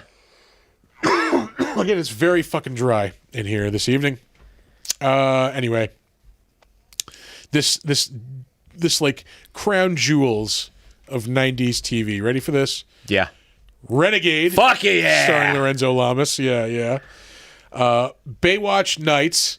Now, for any of you who are not familiar with Baywatch Nights, the premise of Baywatch Nights is that Mitch Buchanan, head lifeguard in Baywatch, when he is done Baywatching in the day, hangs up his fucking Speedos and then spends the night as a steamy private detective. Get out of my fucking life. I kid you not. No, there's no way that got more than one season. I want to say maybe that was like 2 seasons. Oh, Let's see. get out of here. None of what I had just said is like, it was on for at least 2 seasons, possibly 3. Moonlights as a PI with his 2 friends, Garner and Ryan. There's the cop. Oh the my beach cop. fucking God. Yeah. Oh, it's a solid 3.8 out of 10. Fuck. Yeah. Oh. A female New York private dick named Ryan McBride. Love that private dick. Anyway. I'm cutting that. Fuck! Batman at the beach. Yeah. Mitch Buchanan. Oh, God damn it. This is the dumbest show ever. It's the worst show we've ever done. Private Dickian. Gross. Oh, God. We saw that we were like, you want to scrape the bottom of the barrel? Like, no, let's bust through the bottom of the barrel. What's in that dirt? Yeah. We're still on the Baywatch Nights page. Who graced the cast? Donna D'Errico was on this piece of shit. Tracks. Angie Harmon. Lou Rawls. What the fuck? Why? Yikes. Dude, I think our legitimate Patreon podcast is watching Baywatch Nights. Oh, that's a good idea. Then we'll move on to Tales from the Crypt. Oh my God. Yeah, that's gotta happen. That's a thing. There can't be more than like 36 episodes, I'm gonna say. That's totally doable. Fucking Yeah. Anyway, there's still more to this. Holy Christ. Yeah. He was in Lois and Clark, The Adventures of Superman, which I'm not including in that crown jewels of 90s TV. But I mean, it was important. Oh, he was in Thunder in Paradise, the Hulk Hogan syndicated I watched action so much of that show? It's Hulk Hogan Baywatch with like Knight Rider too, right? Yeah. Well, it wasn't Knight like Rider it wasn't a sentient boat, but it Okay. was like a super advanced military fucking with Hollywood Hogan. That was that. Oh, that was a little right before that. No, that wasn't the Hollywood years. Yeah, that was like late 90s. That's one of the things that led him to be Hollywood Hulk Hogan. Yeah. Thunder in Paradise. I still remember the arm wrestling episode where he had like the fucking gnarly black eye. Jesus Christ. Yeah. Because I want to say that was a real black eye because Macho Man punched him in the fucking grill. He was also in Last Action Hero. He's also in the Hulk Hogan classic, Mr. Nanny. Let's see. He's also in original flavor Baywatch. Terminator 2, Judgment Day, Total Recall, so more Schwarzenegger. He is in Tales from the Crypt in the episode that keeps showing up again and again and again and again. The one where fucking William Hickey is the old man who keeps trading body parts with the younger guy. Yeah. Knots Landing shows up again. He's in Twins, the Arnold Schwarzenegger, Danny DeVito movie. Let's just put it this way. If there's an Arnold Schwarzenegger movie, this guy was in it because he was a stunt double. For example, The Running Man. Great movie. I just watched it again the other day. Speaking of Dickian. Dickian. He was in First and 10, the HBO comedy series about a football team. The A-Team shows up again for the second time this evening. Hardcastle and McCormick shows up again, as does another Arnold Schwarzenegger movie, Raw Deal. Fucking A. That's a credit. Thug shot dead onto garbage cans at Rock Quarry. Uncredited. That's the entire credit. I have not read the Running Man book. That's another Philip K. Dick book, Yeah, right? but I have... Dickian property. I don't have it anymore. I used to have a collection of his stuff, and I think I lent it to Arthur while we still lived together, and I think it's gone with the wind. Okay. I think I'm legit going to die of dehydration if I just keep drinking beer this evening. You're drinking beer and soda, dog. Yeah, I know. I do have an iced tea in the fridge, but that's going to wait for after the show. Yeah. Anyway, moving back. Oh, no, we're done with them. Oh, hey, he was in the Dungeon Master. Oh, yeah, he was in the Dungeon Master. Kinky. Anyway, Ian Patrick Williams, who was in this movie as the Swiss professor. The dude's eyeballs blows up. You mean Hans Gruber? Was that his name? His name is Hans Gruber. That's awesome. Hans still in Booby. stuff. He was just in the second season of Hunters, which we just mentioned a little while ago, which aired earlier this year. He's in 2 episodes of that. Rizzoli and Isles, Ray Donovan, he was in an episode of.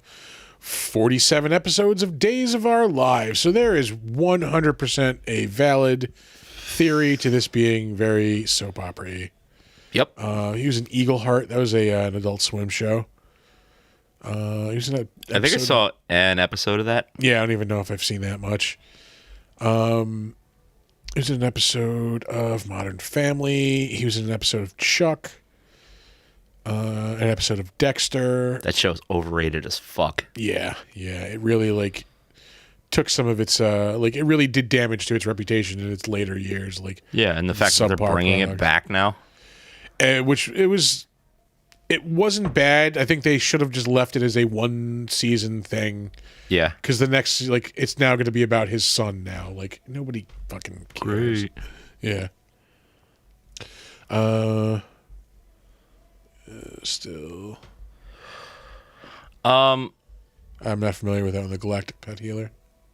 I don't know that one. I really like. Oh shit! What was the one that Keanu Reeves and Robert Downey Jr. were in? The Philip K. Dick one. It was the animated. It was half animated. Scanner Darkly. That book is really, really good. Okay. I listened to the audiobook version of that. It was read by Paul Giamatti. It was fucking great. Really? Yeah. Paul Giamatti's fucking awesome. Yeah. Good guy, He plays the best scumbag. Yeah. Fucking pig virus and fucking private parts. Howard Stern. Pig vomit. Oh, man. WNBC. I was just thinking about that scene. I was quoting it the other day. WNBC. Yep. WNBC. Yep. He was really good in Rock of Ages, too. Not going to watch it. Fuck you. Watch it. It's fucking great. Episode of Alias. It's also in an episode of Mind of Mencia.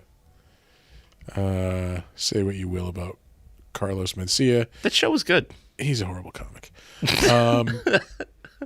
Say what you will. Yeah, he's a joke stealer. Anyway, yeah. He's in an episode of Star Trek Voyager, Batman Beyond. Great show. Yeah. He was in an episode of Arliss, 2 episodes of Arliss. He was in an episode of another gem. Oh, yeah. Of fucking 90s fucking trash syndicated TV, Nightman, which was based on I think, Malibu comic. About fucking Malibu comics. Yeah. What the fuck? What else was on Malibu? They did a Street Fighter comic for 3 episodes.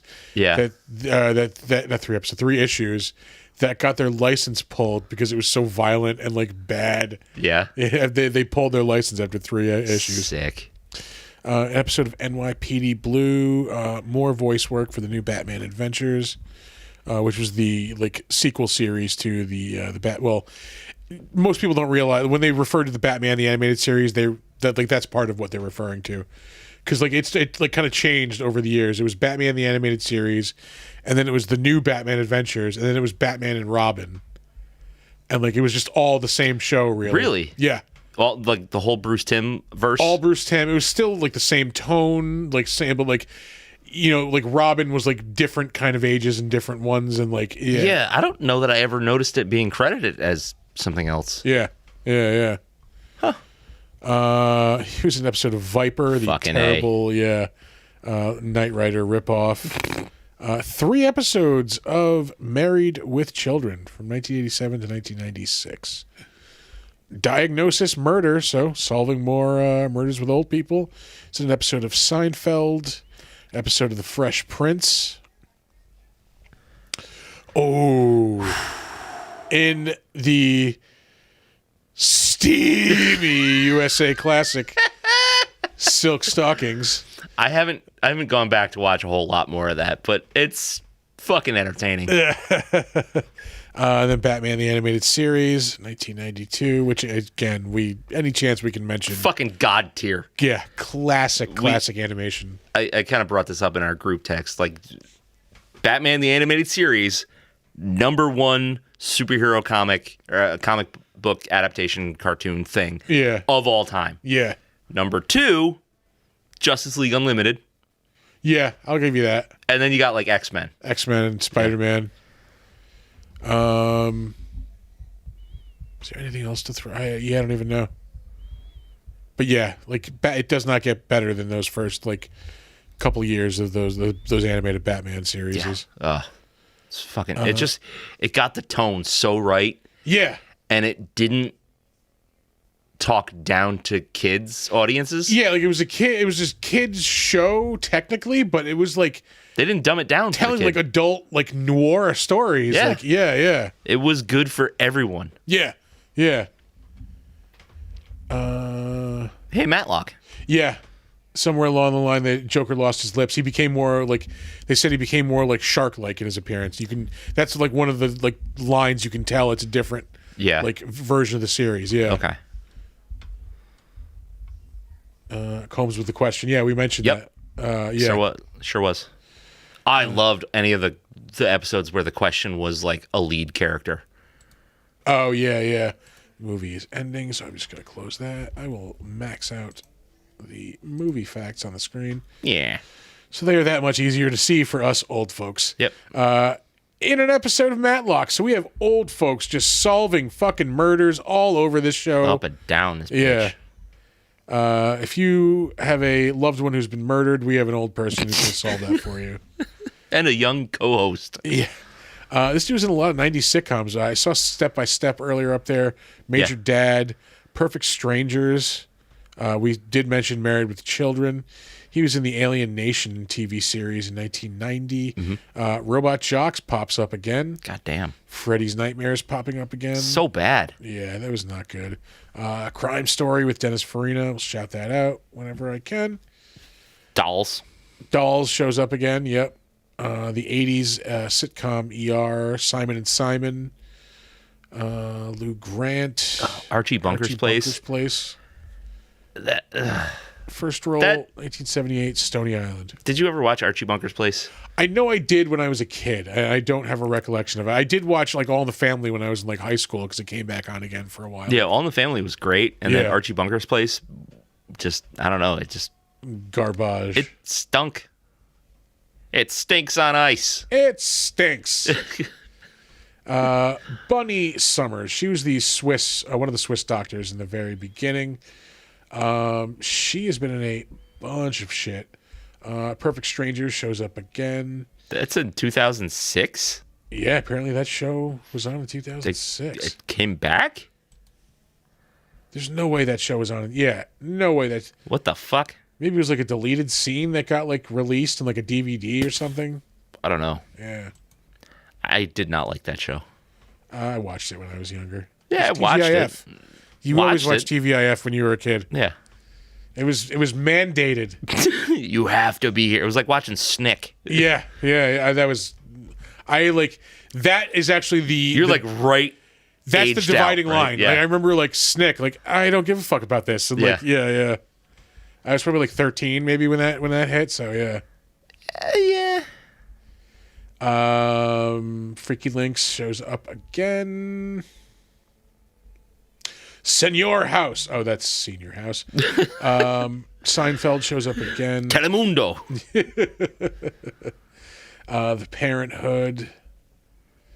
Let's see. True Colors was another Fox like Sunday night dramedy. Yeah.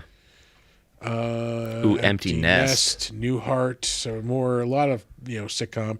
It's Knots Landing. More soap operas. Married with Children shows up again.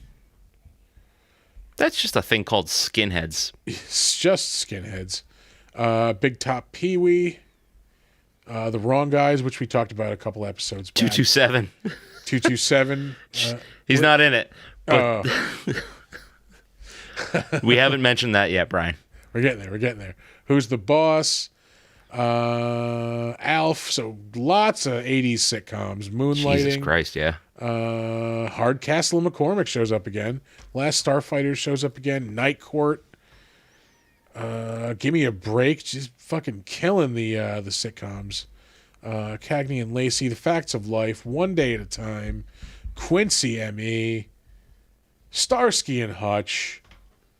Fucking Beretta, yeah. Doris Day Show.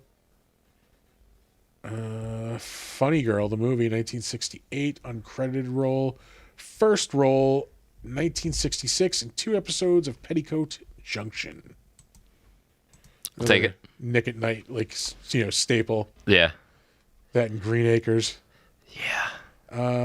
Al Berry. Oh, this is the guy whose eyes exploded. So the other guy must have just been like a regular ass doctor. Oh, he might have been like one of the guys standing around. Let's see. He was in Mad About You, the 90s sitcom. Oh, I am not on my microphone, am I? Nope. I was like, what? He sounds really low. Empty Nest and Golden Girls, no more 90s sitcoms. Let's see. Scarecrow and Mrs. King, First and 10, Falcon Crest, Remington Steele, TJ Hooker. Lots God of 80s. damn. Last Starfighter showing up again. This is like the 3rd or 4th time Dallas has shown Yep. up. Halloween 3, Season of the Witch. Underrated movie. Yeah. Also overrated. It is both under and overrated. Yeah. I don't know how it does it, but it is underrated That and is a viable overrated. statement. Yeah. Those were great cop shows. Let's see. Rockford Files, Incredible Hulk, Hardy Boys and Nancy Drew. First role, 1972, Gunsmoke. God damn. Streets of San Francisco, I'll mention. Let's see. Last up, finally, Gene Scherer played a Swiss policeman in the beginning. Was in Murphy Brown, Red Heat. I didn't like Red Heat. Yeah, not one of Schwarzenegger's best. Highway to Heaven. The A-Team shows up like the 3rd or 4th time tonight. Airwolf. Red Dawn. I still have never seen that movie in its entirety. The 80s original. I think I have, but it has been a long time. Yeah. Stripes, 1981. Fantasy Island. Also, first role, The Rockford Files, 1978. So that will do it for the better known as, and we are into The Crapshoot. There it is. Yeah, Rob, it is very, very okay to love Halloween 3, but because it was so hated for so long, people have latched onto it now. Now they're blowing it up. And blown it out of proportion. Like, it is a good movie. Don't get me wrong. It's great. It's not as great as everyone wants it to be. It's just, it's fine. It's good. It's fine. It's awesome. It's fine. Like, it's fine. It's not a 10.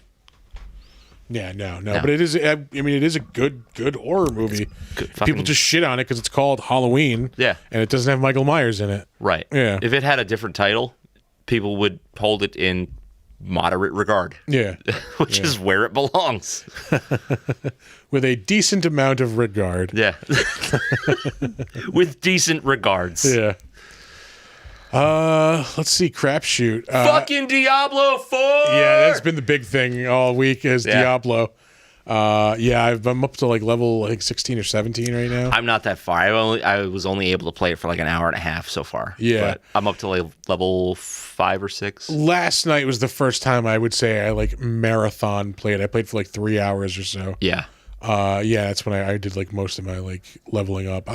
You playing on your PlayStation? Yeah, PS5 I'm playing it on. That the idea of playing an ARPG like that on a console gives me piss shivers. Like, it's I gotta have a mouse and keyboard for that.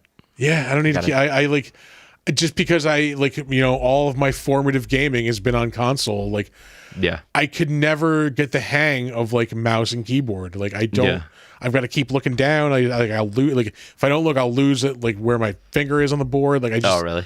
Nope. Give me a fucking controller. I'll do so much better. Yeah, that's fair. But it's like the first time I played Carry On, I played that with mouse and keyboard, and like I was just fucking clumsy as shit. There are certain styles of game that I have to have a controller for. Yeah. So that's why I always keep one plugged in to my computer. Yeah. But then there's other types of games. No, as soon as I got a need to controller and played that, it was a completely different game. I was fucking like zipping everywhere. First person shooters, I gotta have a mouse and keyboard.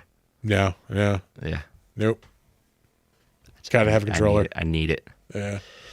But like, you know, like regular like JRPGs, like I started playing Edge of Eternity, which, you know, it's like a Final Fantasy type game.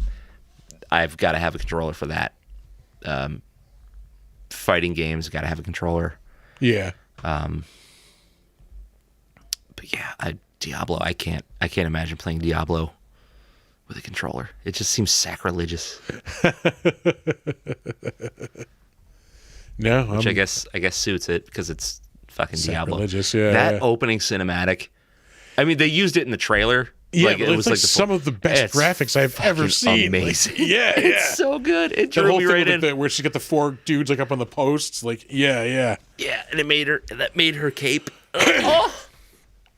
Yeah, no, I'm having fun with that game. I'm so excited to get like balls deep into that game. I'm just so looking forward to like a late night fucking group session. Like I'm ready. Yeah.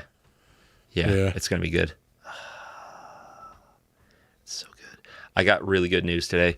Well, my old dungeon master from like when I was playing the Strahd campaign,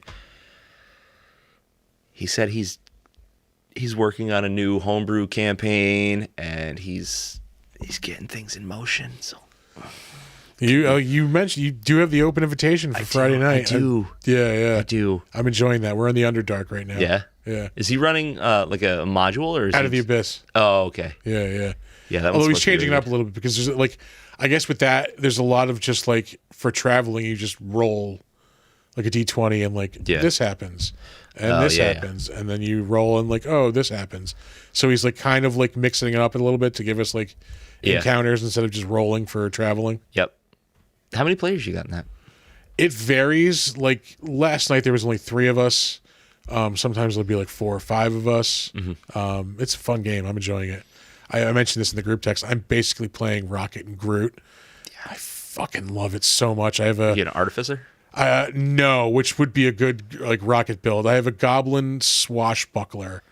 Okay. So he has like dual like weapon, like the crossbow expert. Yeah. So he can like you use the sword, but also like fucking shoot shit. Like yeah. And he has like just coincidentally, not even like a planned thing. Like Thor gave me a shield guardian in the first session. Yeah. So I'm like, well, I know where this is going. Like, Master Blaster. Well, and my version, I'm the comic nerd. It's going to be Rocket and Groot. Yeah. And I have been using him to great success in that method. For comic nerds out there, I fastball specialed myself. Oh, really? With my fucking shield guardian. That's awesome. Yeah. And survived the fucking checks to get out of it like unscathed. Yeah. Sick. I do so much of just like riding on his back and like shooting at shit with like crossbows. Like, it's because he's like super nimble and like athletic. So like my athletics and like acrobatics are like plus 13 or something like that. So gross. What level? I'm at level 10 right now. Oh yeah. Those are really good numbers. Yeah. So I can pretty much like anything I can conceive of. Like I'm like, okay, roll for it. Yeah. Well, it's a 15 and I rolled a 2. So yeah. Gross. Mm-hmm. Let's see. I burned through half of season 5 of Yellowstone in like 2 days, so that's good for me.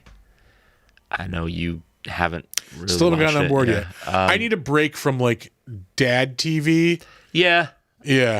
I've been watching too much serious stuff. I've decided like I'm fighting to get through the end of Mayor of Kingstown, which I really liked when I first started it. And now I'm just like, I just need to finish this up. It's kind of grueling. Yeah, like I'm done with. I'm like I need to get away from gritty for a while. Yeah. I even tried to get back on Picard this afternoon. Just not doing it for you, huh? I don't care. I think season 2 just killed it for me. Yeah. Fucking Strange New Worlds comes back next week. I'm 100% about that. Yeah. That's a fun adventure show. Yeah. What the hell was I gonna say? Oh, I do not like Pete Davidson at all.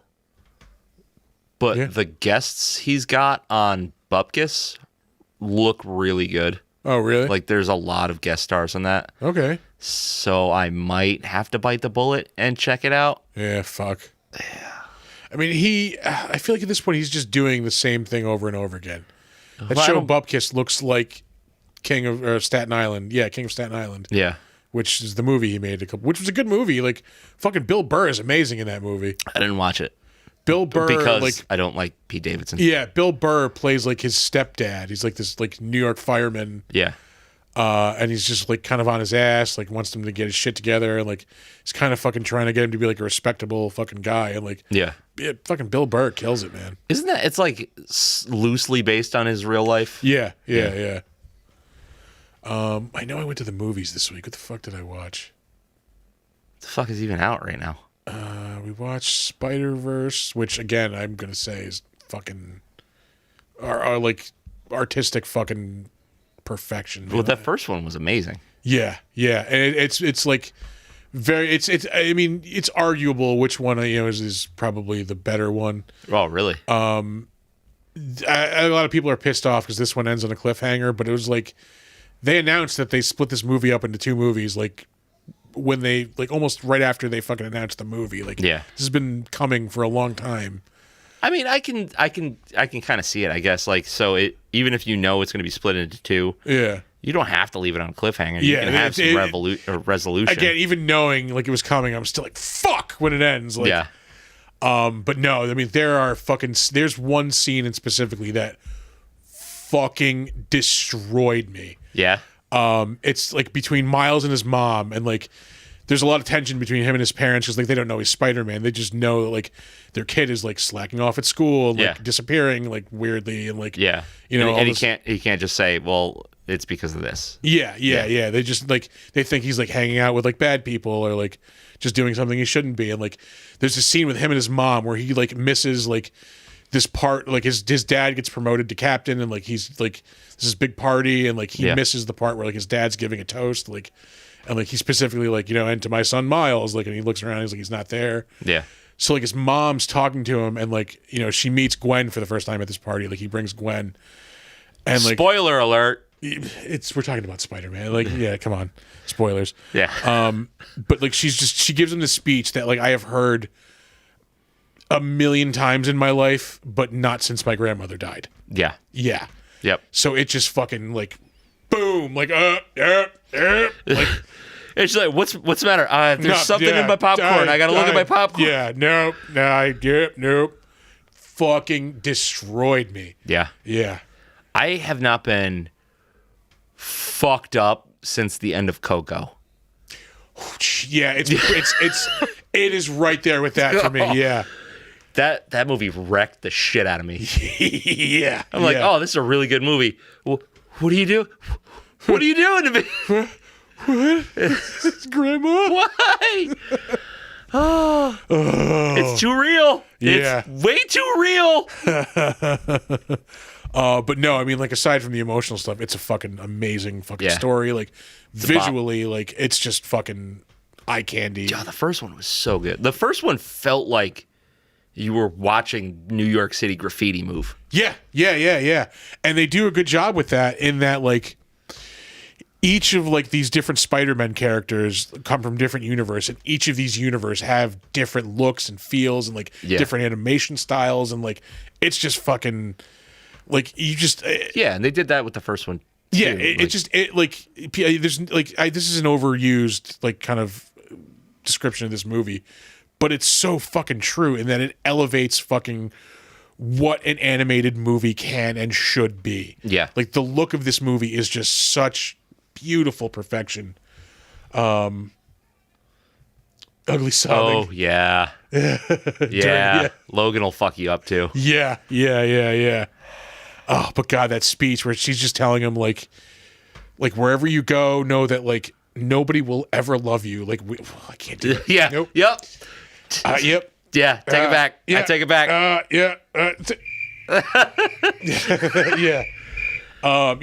like your family will, like, basically, like, don't fall in with people who don't love you. Yeah. like it's just fucking powerful and just destroyed me. Yep. Yeah. Yeah.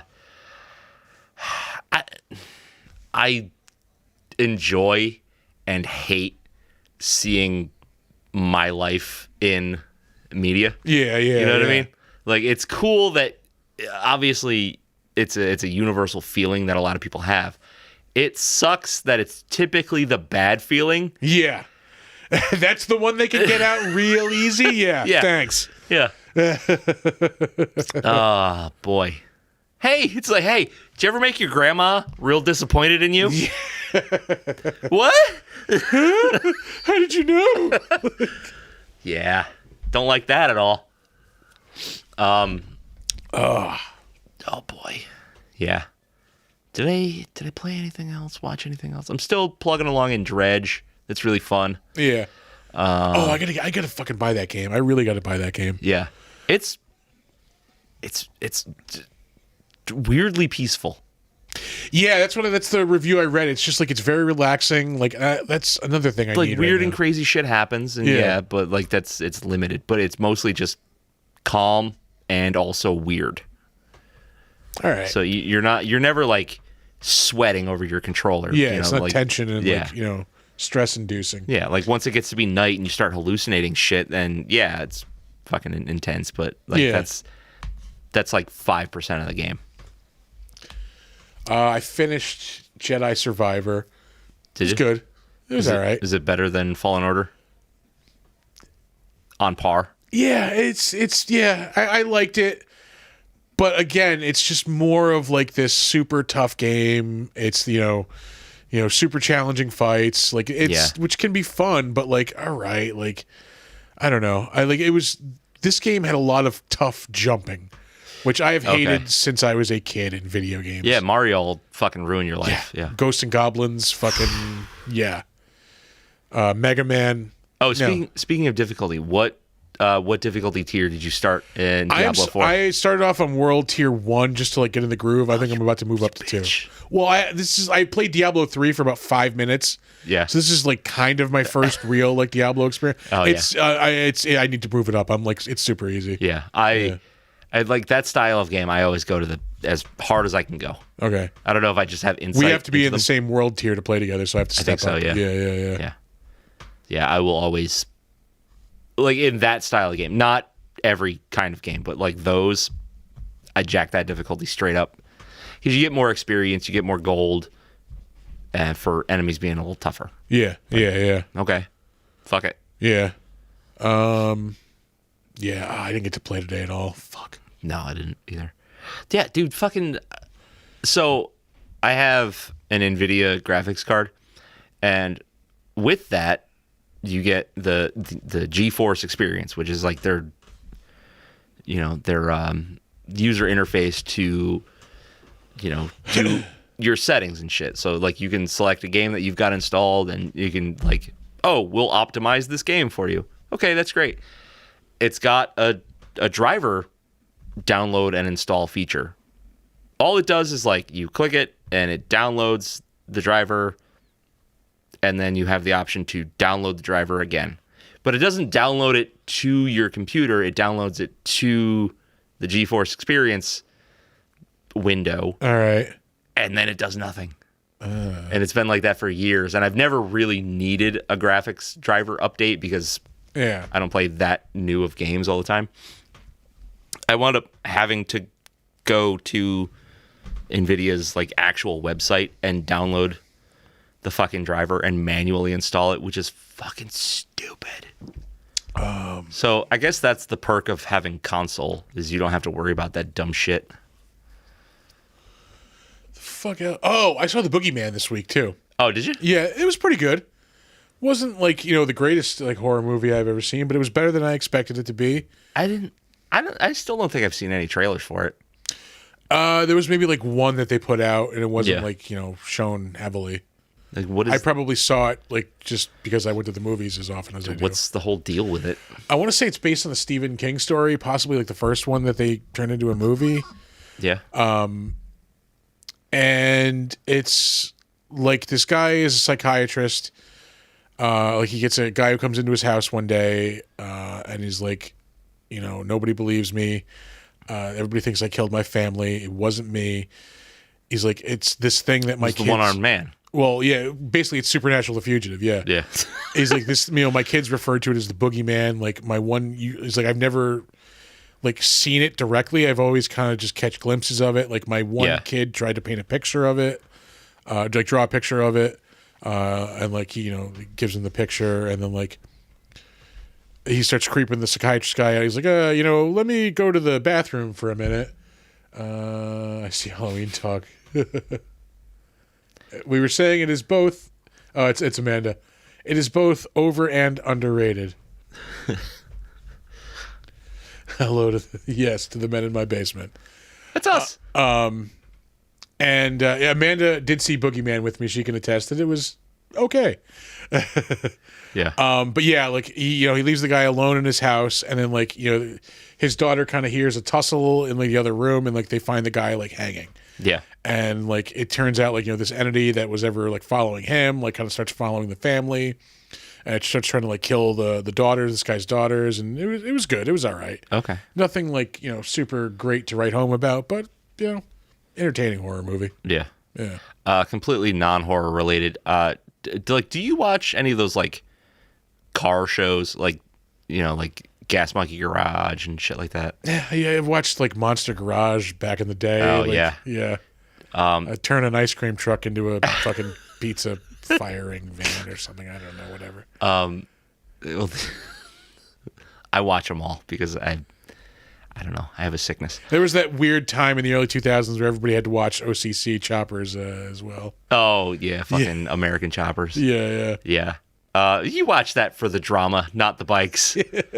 But there's a new one that just came out on Netflix, and I started watching that today. It's called Tex-Mex Motors. Oh, yeah, Amanda got us gifts I forgot to mention. Tex-Mex Motors, what? Yeah. So again, the plot is the old painter from Gas Monkey Garage is now living in Texas. Okay.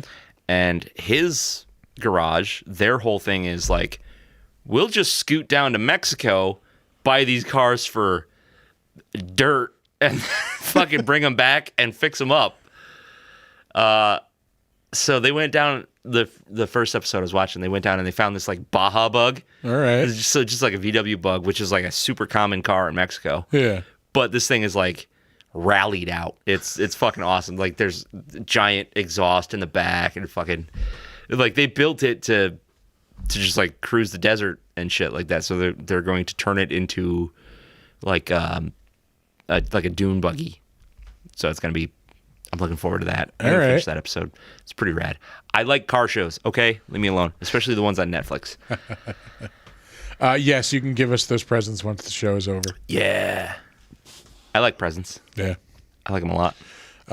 Speaking of Tex-Mex, I made stuff to make tacos. I bought stuff to make tacos tomorrow. Yeah, I cannot wait. Oh, I made an error in judgment last night. We went out to Lost and Found in Albany, over on Broadway, and we saw the Brass Machine, which is like a really fun brass band. But we were out until like 12:30, 1 o'clock, which me and Shelly are fucking old, so we got real hungry, and as you know, the only thing open is fucking Taco Bell. Made a run for the border. So we made a run for the border at like 1 o'clock in the morning, and I woke up with a bellyache. Good today. morning, fiery poop. Yeah, Wasn't fiery. It was just urgent. it was spicy. It was important that I had a direct line to the bathroom. Yeah. Any other products worth mentioning? Product. Or products or films or TV shows? No, I haven't really been paying attention to anything lately. Yeah. I've just been working, and then... Oh, I will say, I forgot to mention this last week. We did go to Pop Culture Forever. Oh, did you? 2 Sundays ago. Huh. Yeah. Did you have a good time? They got some nice shit there. Did you get in for free? I'm not... like that I wouldn't accept for free. Yeah. Like I'm I'm pitching our friends some money on that one. That's cool. Yeah, no, but they had a lot of cool shit. A lot of like posters and like signed things and like a lot. They had a really cool. I think you would dig this. Like one of the back walls, they had a lot of cool like just vintage and like old school like ray guns. Yeah. Fucking yeah. I do want to get out there. Like I keep meaning to go, and then it's like it's not the thing on the top of my mind. It was like a spur of the moment thing. Like Amanda and I were like looking for something to do. It was just like, let's go to fucking pop culture. Yeah. Yeah. Fucking It's only anime. $10 to get in, so it's not like, breaking the bank. Yeah. Things got spicy south of my border. Oh, they had yes. cool like retro robots too, which is really Oh, awesome. really? Yeah, I love that old shit. yeah. Ray guns, robots. Yeah. All that old sci-fi. I need it in my life. Yeah, anything else? Nothing really. Yeah. Until next week, you fucking nerds. Yeah, I think we're out of stuff to talk about. Yeah. We have been talking. It's about 2 hours, so yeah. Guys, throw us real quick in the chat, like throw us some shit that we should Oh, watch. yeah, they for did have this a big week. Chernobog like statue, which is really fucking awesome. Really? Yeah, from Fantasia. Wow. Yeah. That's like big? It was like probably like yay big with like fucking wings like that. No maybe. shit. Yeah. It was really cool.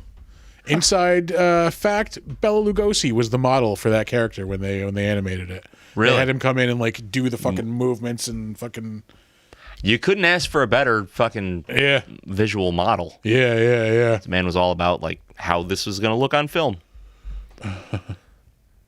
We should watch some more Japanese horror shit. I'm always down to Yeah. watch Japanese horror. We Like, have been neglecting Japanese horror on the show, I will they say. tend to not do They're monsters more though. ghosts. Yeah. Yeah, they'll do a lot of ghosts, but they'll also do a lot of like the human drama. Like it's people being bad to people. Yeah. Oh man.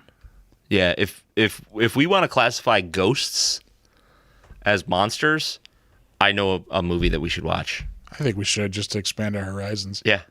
It'd be fucking great. I mean, and they do a lot of monster You know what I movies would too, like to but- watch again? We watched this during quarantine. That fucking Ganjiam Asylum movie, that the Korean fucking like found footage ghost movie. Yeah, that one was pretty dope. that one was really good. Yeah, I'm gonna suggest A Tale of Two Sisters. It's Korean. all right, Ghost story. Fucking great. Like really, really great. all right. Like top-notch quality. I suppose we could do like The Host. That's a Korean like monster movie. That's true. Yeah. We could also do what was that zombie apocalypse one that we watched in the apartment building? Oh, That was fun. Yes, I want to say I saw that like remade as something else too. Oh, really? Was it LOL? Not LOL. No. It was something like Leet Speak though. I want to say. Man, this killed me. I don't remember. Art might know. He'll be here later. 'cause Yeah, it was an Emily movie. It was Emily's suggestion. Shit. Carved. I thought you were talking about Train to Busan. Oh no, that's awesome too. Yeah, that is an awesome movie. Second one, not so much. Yeah. Yeah. Hashtag alive. Yeah. I knew it was like internet speak of some sort. Yeah, Yep, that's yeah. the one. If you guys haven't seen Hashtag Alive, it's on Netflix. Definitely check it out. It's fun. It's a zombie apocalypse movie. Hey, fuck you! All right, look, I'm not up on the latest terms. I'm getting shit for using Leet Speak.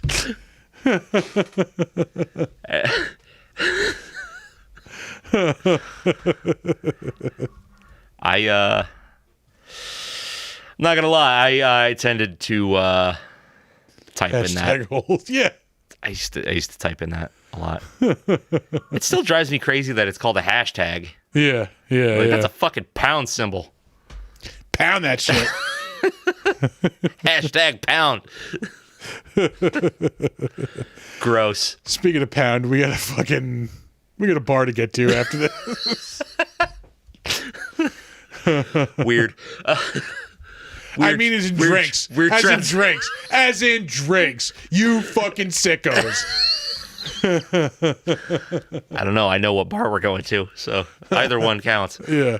All right. We are going to get the fuck out of here, and we're going to leave you with our socials and some wisdom. All right.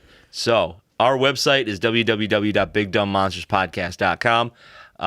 If you want to email us movie suggestions, beer suggestions, shitty local bars we can go to, things you like about the show, things you don't like about the show, things we can change, maybe add a segment. I don't know. Shoot us an email, bigdumbmonsters@gmail.com. We are on Facebook, Big Dumb Monsters Pod. We are on Slasher, the all-horror social network. We are Big Dumb Monsters Podcast there. And I every once in a while throw out our Steam account is Big Dumb Monsters. Check that out. Maybe we can play some games at some point. Oh, excuse me. Perfectly timed. Yeah, perfect. You can check us out on Instagram at big_dumb_monsters. You can also check us out on YouTube. Our handle is at Big Dumb Monsters. Come and subscribe to the channel, like some videos, check some stuff out while you're there. You can also check out our merch store at TeePublic. You can just search for Big Dumb Monsters store. We're up to like 14 designs, I believe. Something like that. Yeah, which is not bad. Not bad. Just sold a shirt. Will yep. Will bought it. Yeah. Thank you, Will, for buying a shirt from us. And that is the end of our plugs. Yeah. Yes. I will not do the thing I do every week. Oh, won't you? Yeah. So yeah. That's all right. we got, folks. Time for your weekly words of wisdom. Do not let ghoulies eat your ass. And never sleep in a deathbed. Bye-bye.